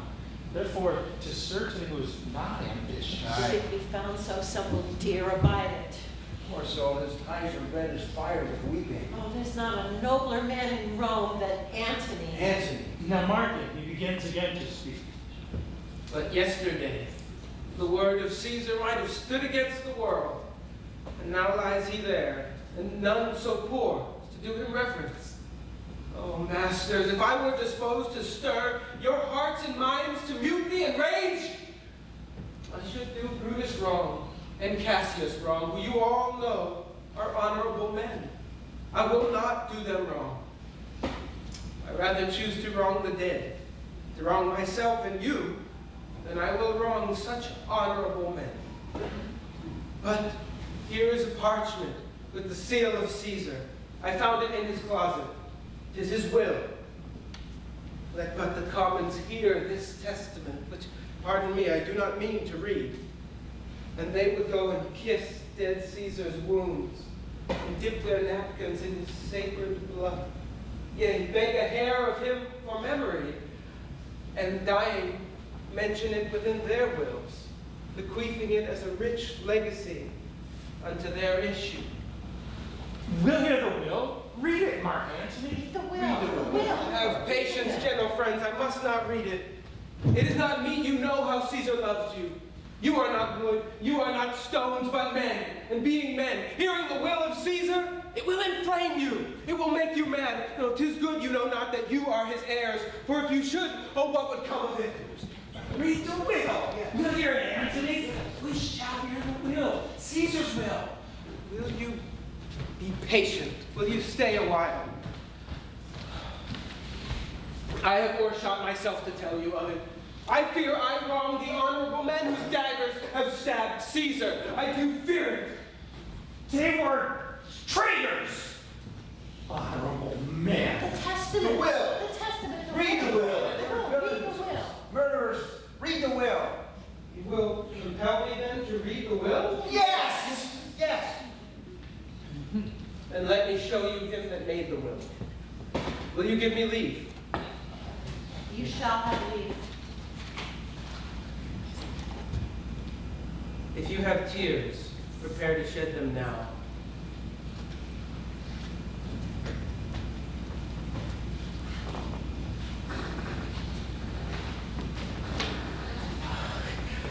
do know this mantle. I remember the first time ever Caesar put it on. It was on a summer's eve in his tent. That day he overcame the Nervii. Look, in this place ran Cassius's dagger through. See what a rent the envious Casca made. And through this, the well-beloved Brutus stabbed. And as he plucked his cursed steel away, mark how the blood of Caesar followed it, as rushing out of doors, to be resolved whether Brutus so unkindly knocked or no. For Brutus, as you know, was Caesar's angel. Judge, O ye gods, how dearly Caesar loved him. This was the most unkindest cut of all.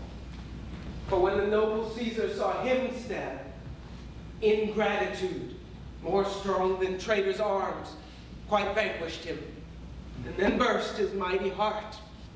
And in his mantle, muffling up his face, great Caesar fell, whilst bloody treason flourished over us.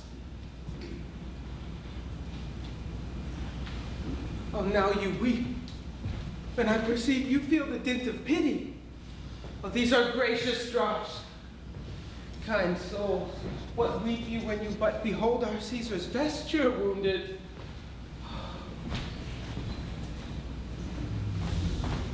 Look you here. Here is himself, marred, as you see, with traitors.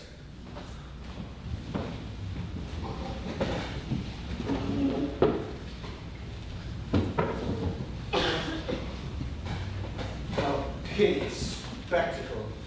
Most noble Caesar. Oh, woeful day. Traitors. Villains. Bloody sight.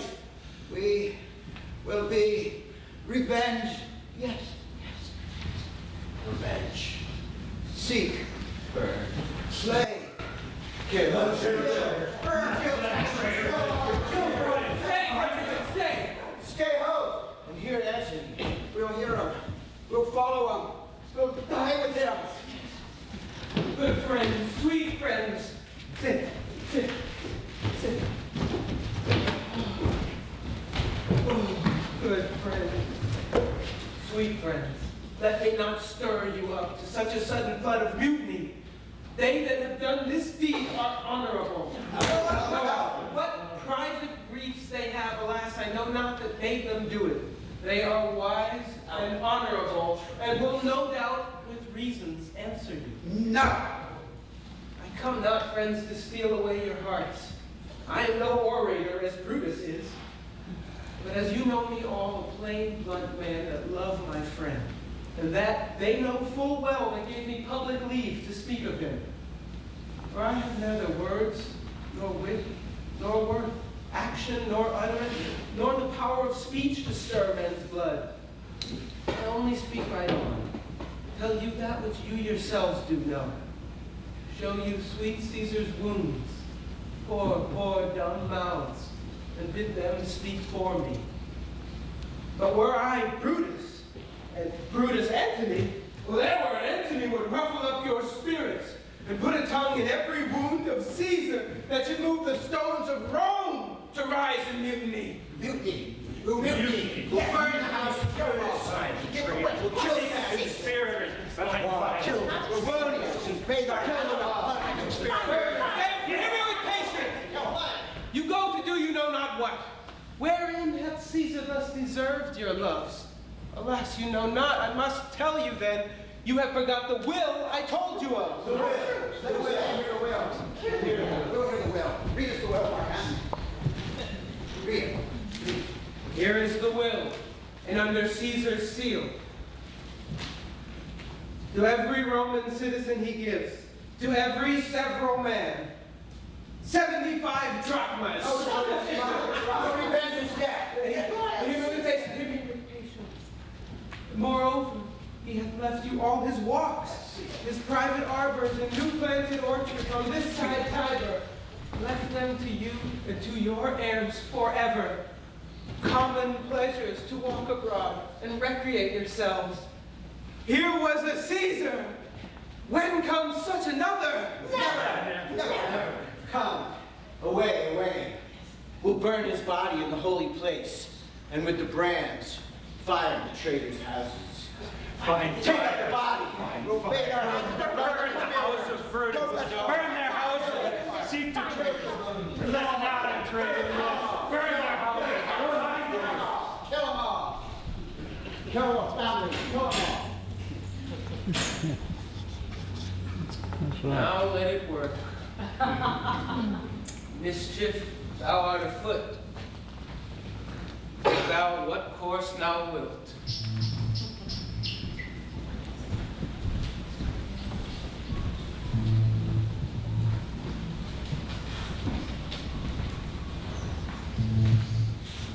I dreamt tonight that I did feast with Caesar. And things unlucky charge my fantasy. I have no will to wander forth of doors, yet something leads me forth. What is your name? Whither you go? Where do you dwell? Are you a married man or a bachelor? Answer every man directly. Aye, and briefly. Aye, and wisely. I and truly you were best. What is my name? Whither am I going? Where do I dwell? Am I a married man or a bachelor? Then, to answer everyone directly and briefly, wisely and truly, wisely, I think, I am a bachelor. That's much to say, they're fools that marry. You bear me a penny for that, I fear. Proceed directly. Directly, I go to Caesar's funeral. As a friend or an enemy? As a friend. That matter is answered directly. Where you're dwelling? Briefly, I dwell by the capital. Your name, sir, truly. Truly, my name is Cinna. Tear him to pieces. He is a conspirator. I am Cinna the poet. I am Cinna the poet. Tear him for his bad verses. Yes. I'm not Cinna the conspirator. It is no matter. His name is Cinna. Pluck his name out of his heart and turn it going.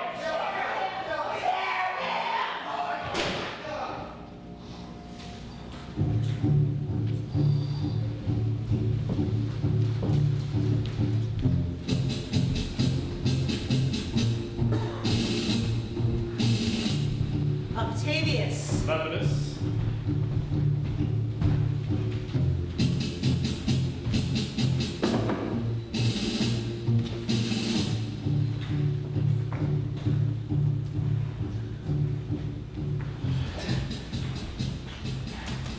These many then shall die. Their names are pricked.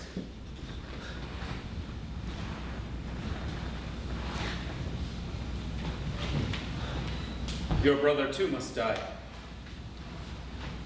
Consent you, Lepidus?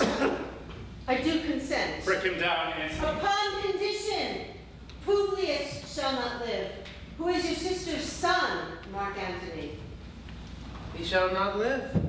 Look, with a spot I damn him. But Lepidus, go you to Caesar's house and fetch the will hither, and we shall determine how to cut off some charge and legacies. What? Shall I find you here? Or here, or at the Capitol.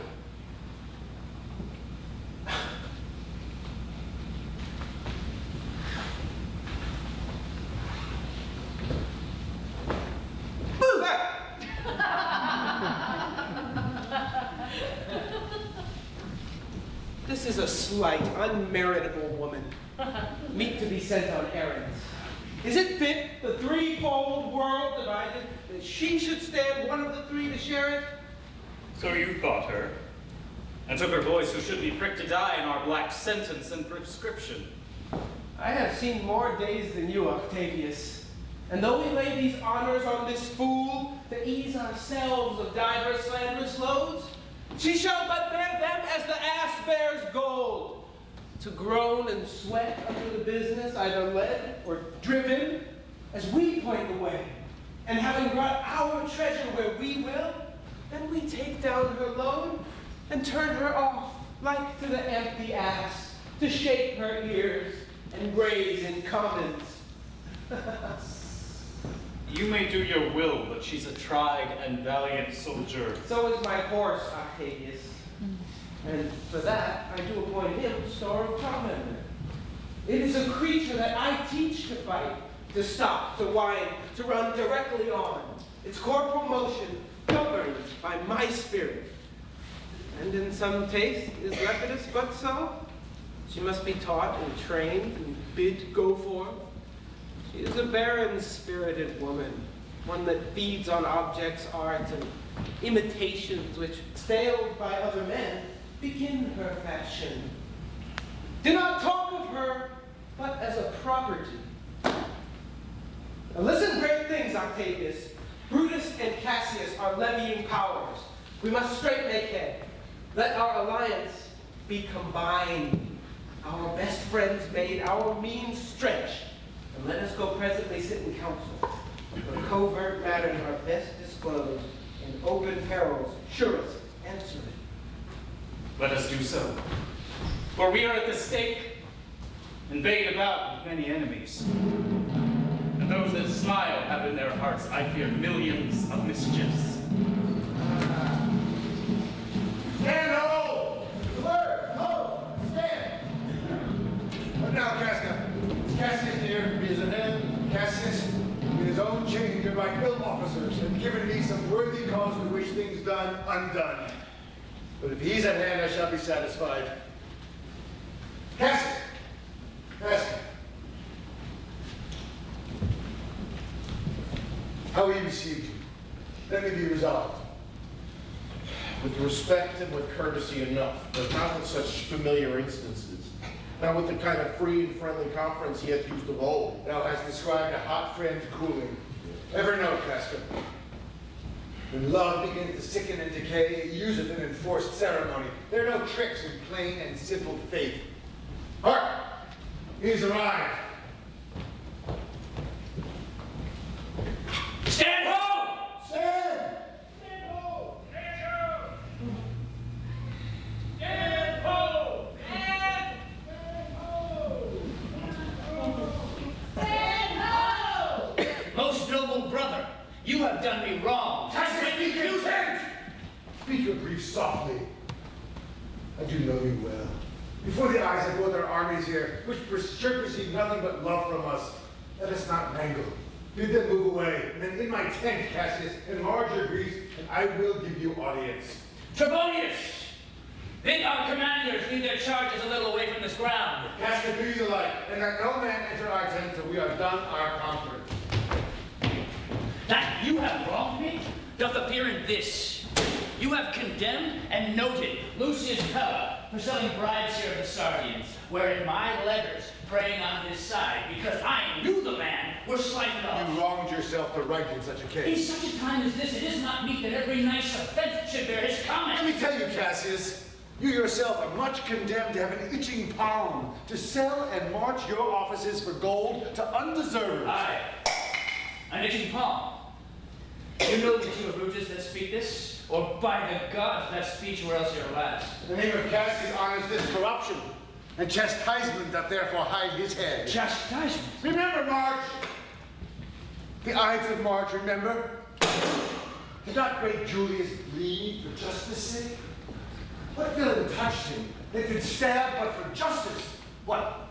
Shall one of us that did stab the foremost man of all this world but for supporting robbers? Shall we now contaminate our fingers with base bribes and sell the mighty space of our large honors for so much trash as may be grasped thus? I had rather be a dog and bay the moon than such a rogue. Brutus, bay not me. I'll not endure it. You forget yourself to hedge me in. I am a soldier, I, older in practice and abler than thyself to make decisions. You are not. I am. I say you are not. Urge me no more. I shall forget myself. Have mind upon your hell, and tempt me no further. Away, slight man. Is it possible? Hear me, for I will speak. Must I give way and room to your rash choler? Shall I be frightened when a madman stares? Ye gods! Ye gods! Must I endure all this? All this I more. Fret till your proud heart break. Go show your slaves how choleric you are. Make your bondmen tremble. Must I budge? Must I observe you? Must I stand and crouch under your testy humor? By heaven, you shall digest the venom of your spleen, though it do split you. For from this day forth, I'll use you for my mirth. Yea, for my laughter when you are waspish. As they come to this. You say you're a better soldier? Let it appear so. Make your vaunting true. And I shall be pleased me well. For my part, I shall be glad to learn of noble men. You wrong me. Every way. You wrong me, Brutus. I said an elder soldier, not a better. Did I say better? You did, I care not. When Caesar lived, he durst not thus attempt me. Peace, you dare not thus have tempted him. I durst not? No. What, I durst not tempt you? For your life you durst not. Do not presume too much upon my love. I made you that I shall be sorry. You have done that you should be sorry for. There's no terror, Cassius, in your threats. For I am armed so strong in honesty that they pass by me as the idle wind, which I respect not. I could send to you for gold, for certain sums of gold, which you denied me. For I can raise no money by vile means. I'd rather coin my heart, or drop my blood for drachmas, than to wring from the hard hands of peasants their vile trash by any indirection. I did send to you for gold to pay my legions, which you denied me. I did not. Was that done like Cassius? Should I have answered Caius Cassius so? When Marcus Brutus grows so covetous to lock such rascal counters from his friends, be ready, God, with all your thunderbolts, dash him to pieces! I denied thee not. You did too! I did not! He was but a fool that brought my answer back. Brutus hath split my heart. A friend should bear his friend's infirmities, but Brutus makes mine greater than they are. I do not till you practice that on me. You love me not. I do not like your faults. A friendly eye can never see such faults. Flatters without who you appear as huge as high Olympus. Come, Antony! Young Octavius, come! Revenge yourself, alone on Cassius, for Cassius is aweary of the world, hated by one he loves, braved by his brother, checked like a bondman, all his faults observed, set in a book, learned and conned by rote to cast into my tea. I could weep my spirit from my eyes. Look, here's your dagger, and here my naked breast. Within, a heart, dearer than Pluto's mind, richer than gold. If that thou beest a Roman, take it forth. I that denied thee gold will give my heart. Strike, as thou didst Caesar, for I know, when thou did hate him worse, thou lovest him better than thou ever lovest Cassius.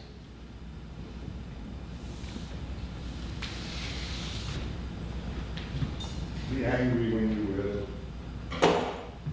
You shall not spoke. Do what you will. Dishonor shall be humor. Oh, Cassius, you are yoked with a man that carries anger as the flint bears fire, and much in Portia, a hasty spark, and straight as cold again.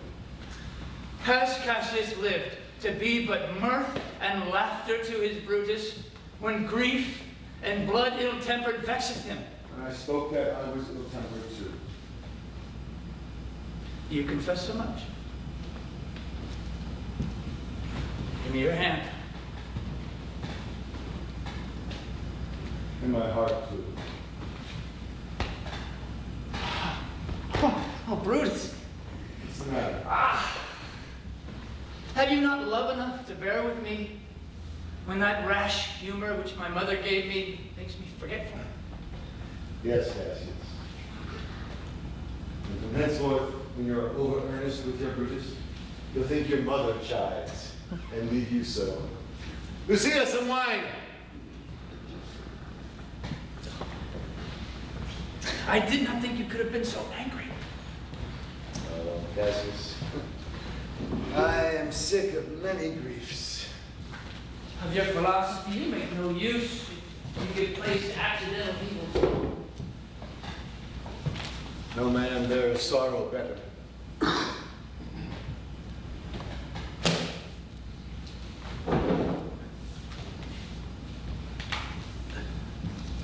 Portia is dead. Portia? She's dead. Oh, how escaped I killing when I crossed you, son? Oh, insupportable and touching lot. Upon what sickness? Impatient at my absence, and grief that young Octavius with Mark Antony have made themselves so strong, for with her death that tidings came. With this she fell distract, and her attendants, being absent, swallowed fire. And died so. Even so. Oh, ye immortal gods.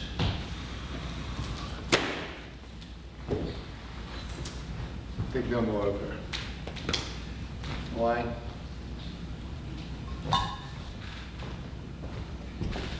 In this, I bear all unkindness, Cassius.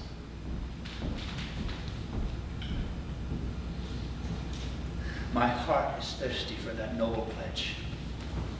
I cannot drink too much of Brutus's love. Come in, Senna. Oh, Portia, thou gone. Welcome, good Senna. I have here received letters that young Octavius and Mark Antony come down upon us with a mighty power, bending their expedition toward Philippi. Myself have letters of the self-same tenor. With what additions? That by prescription and bills of outlawry, Octavius, Antony, and Lepidus have put to death 100 senators. Therein our letters do not well agree. Mine speak of 70 senators that have died, Cicero being among them. Cicero. Aye. Cicero is dead, and by that order of prescription.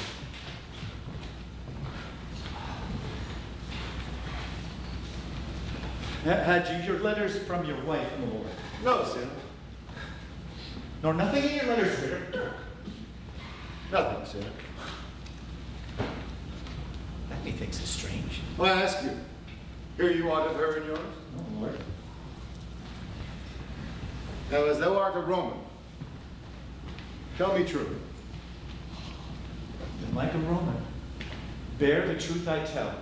For certain she is dead, and by strange manner. Why? Farewell, Portia. We must die, Senna. But meditating that she must die once, I have the strength to endure it now. Even so, great men, great losses should endure. I have as much of this in art as you, and yet my nature could not bear it, so... Well, to work alive. What do you think of marching on Philippi presently? I do not think it good. Is there a reason? This it is. It is better that our enemies seek us. So shall he waste his means, weary his soldiers, doing himself offense, whilst we, lying still, are full of rest, defense, and nimbleness. Good reasons. Must, of force, give way to better. The people twixt Philippi and this ground stand within enforcing affection, for they have grudged us contributions. The enemy, marching along by them shall make a fuller number up. Come on, refreshed, new added and encouraged. From which advantage shall we cut him off? If we at Philippi, we meet him there, these people at our back. Hear me, good brother. Under your pardon! You must know, Preside, that we have tried the utmost of our friends. Our legions are brimful, our cause is ripe. The enemy increaseth every day, while we at the height are ready to decline. There is a tide in the affairs of men, is taken at the flood. Moves on to fortune. Omitted. All the voyage of their life is bound in shallows and in miseries. On such a full sea are we now afloat, and we must take the current when it serves, or lose our ventures. Then with your will, go on. We'll alarm ourselves and meet them in Philippi. No. The deep of night is crept upon us, and nature must obey necessity, which we shall put off until the rest. There's no more to say? No more? Good night. Lucia, I gown. Farewell, good sinner. Noble, noble Cassius. Good night, and good repose. My dear brother, this was an ill beginning of the night. Never comes such division between our souls. Let it not, Brutus. Everything is well. Good night, my lord. Good night, good brother. Good night, Lord Sinner. Lord Brutus. Farewell, everyone.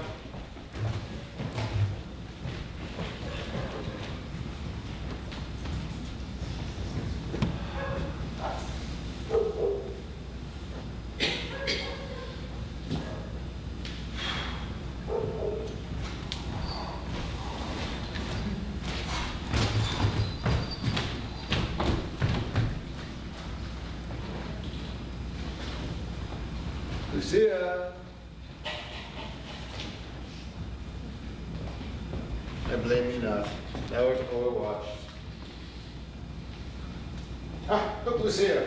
Here's the book I searched for, so I put it in the pocket of my gown. I am certain your lordship did not give it me.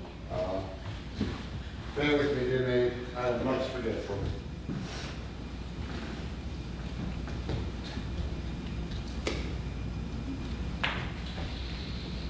Canst thou hold up thy heavy eyes a while and touch thy voice, strain or two?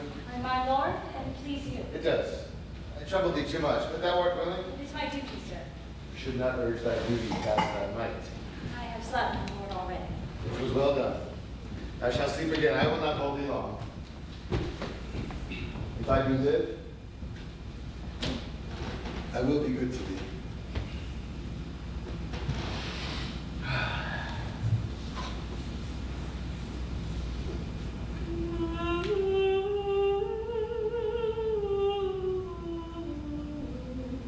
This is a sleepy tune.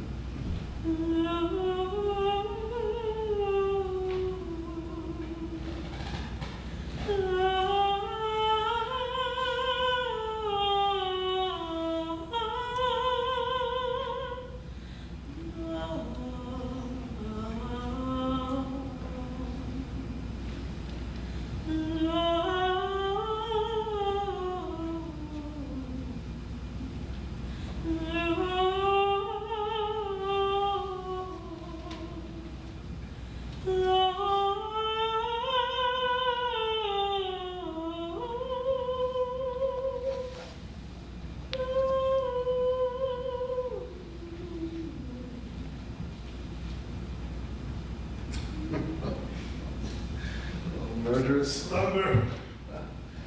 Layest thou thy lips mace upon my girl that sings thee music. Dear maid, good night. I will not do thee so much wrong to wake thee.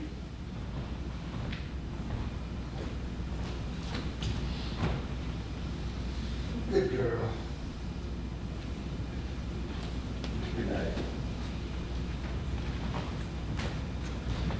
Let me see. Page turned down where I left reading. Ah! Here it is, I think.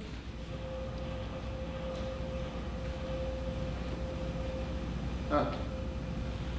Who comes here?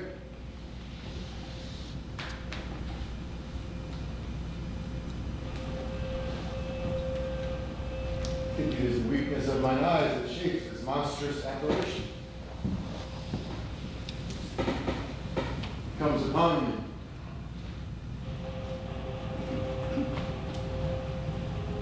Art thou anything? Art thou some god? Some angel? Or some devil that makes my blood cold and my hair to stare? Speak to me what thou art. I, evil spirit, Brutus. Why comest thou? Tell me thou shalt see me in Philippi. Well, then I shall see thee again. I at Philippi.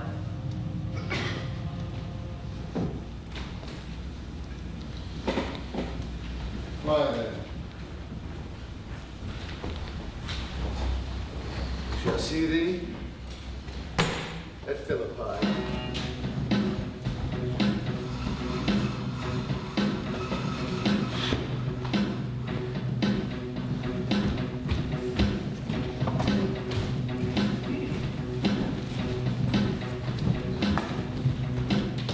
Words before blows, is it so, countrymen? Not that we love words better, as you do. Good words are better than bad strokes, Octavius. Your bad strokes, Brutus. You give good words.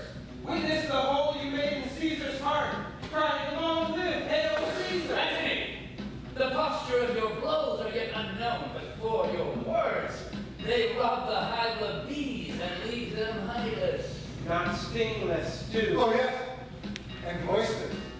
For you have stolen their buzzes, Antony, and very wisely threat before you sting. Villains!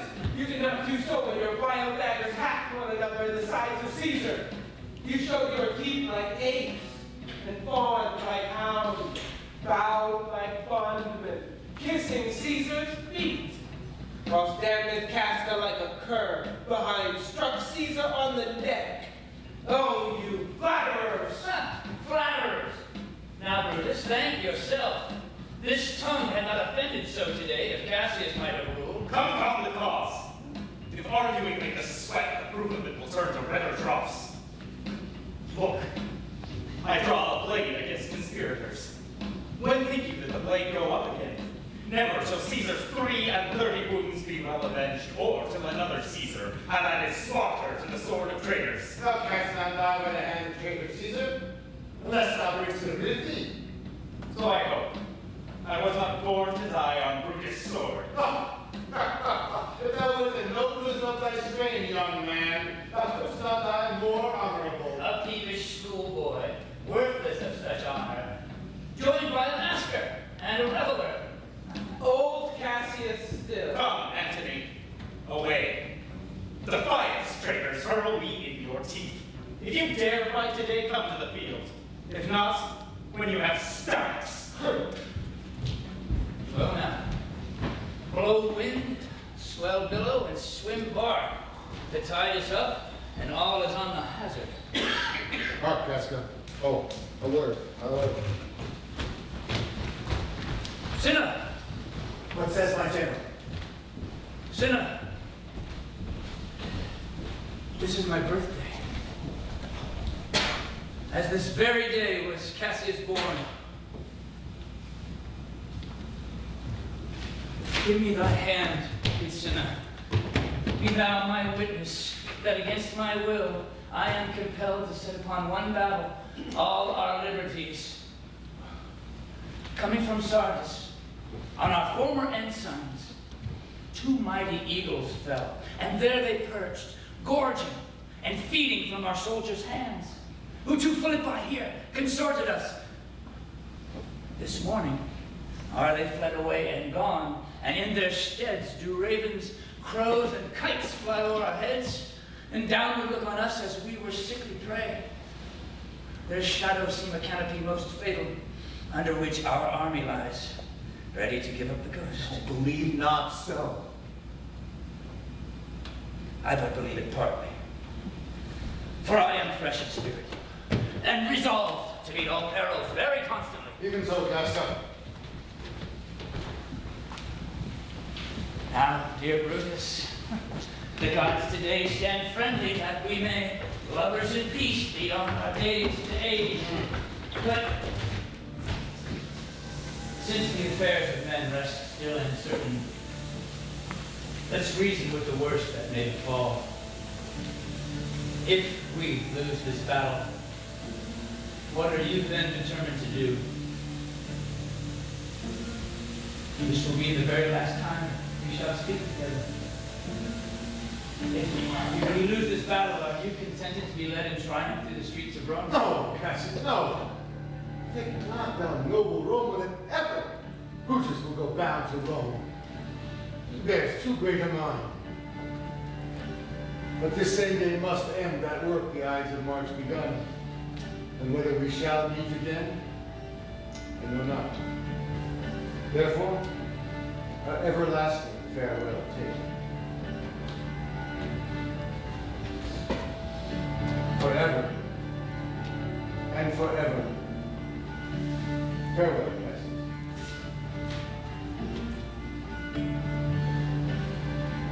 If we do meet again, well, we shall smile.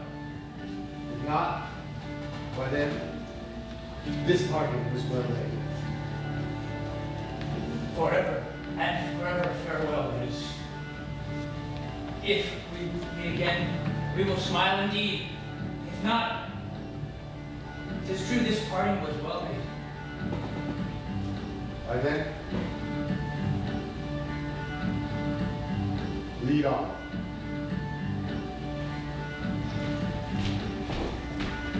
Oh, that a man might know the end of this day's business ere it comes.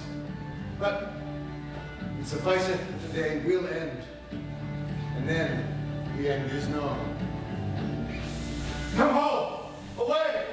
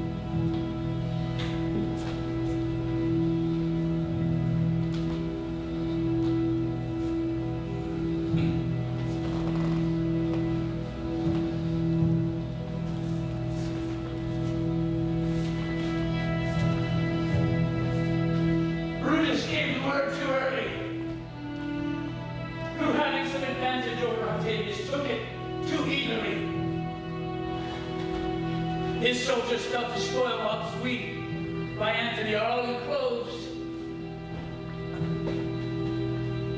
Are those my tents where I perceived the fire? My sight was ever thick. Cinna, if thou lovest me, get thee up to yonder troops and hear again that I may rest assured whether yon troops are friend or enemy. This day I breathe first. Time has come round, and where I did begin, there shall I end.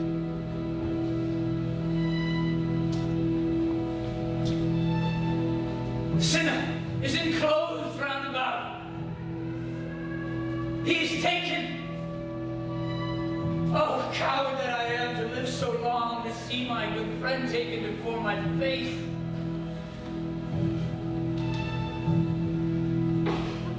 Come now. Come now, Cassius. With this good sword that ran through Caesar's bowels, keep thine oath. Caesar, thou art revenged. Even with the sword that killed thee,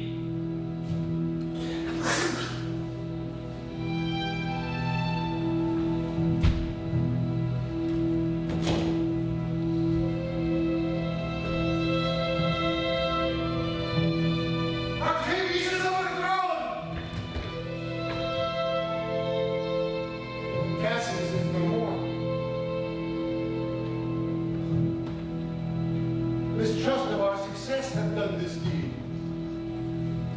Did not Cinna meet thy friends? And did not they put on his brows this wreath of victory, and bid him give it thee?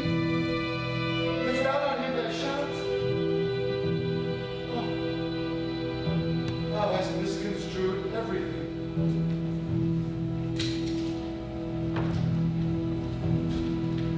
Last of all the Romans, fare thee well. I owe more tears to this dead man than you shall see me pay. Oh, Julius Caesar, thou art mighty yet. Our enemies have beat us to the pit. It is more worthy to leap in ourselves than tarry till they push us. My heart doth joy that yet in all my life I found no man but he was true to me. Night hangs upon mine eyes. My bones would rest and have but labor to attain this hour. Caesar, now be still. I killed not thee with half so good a will.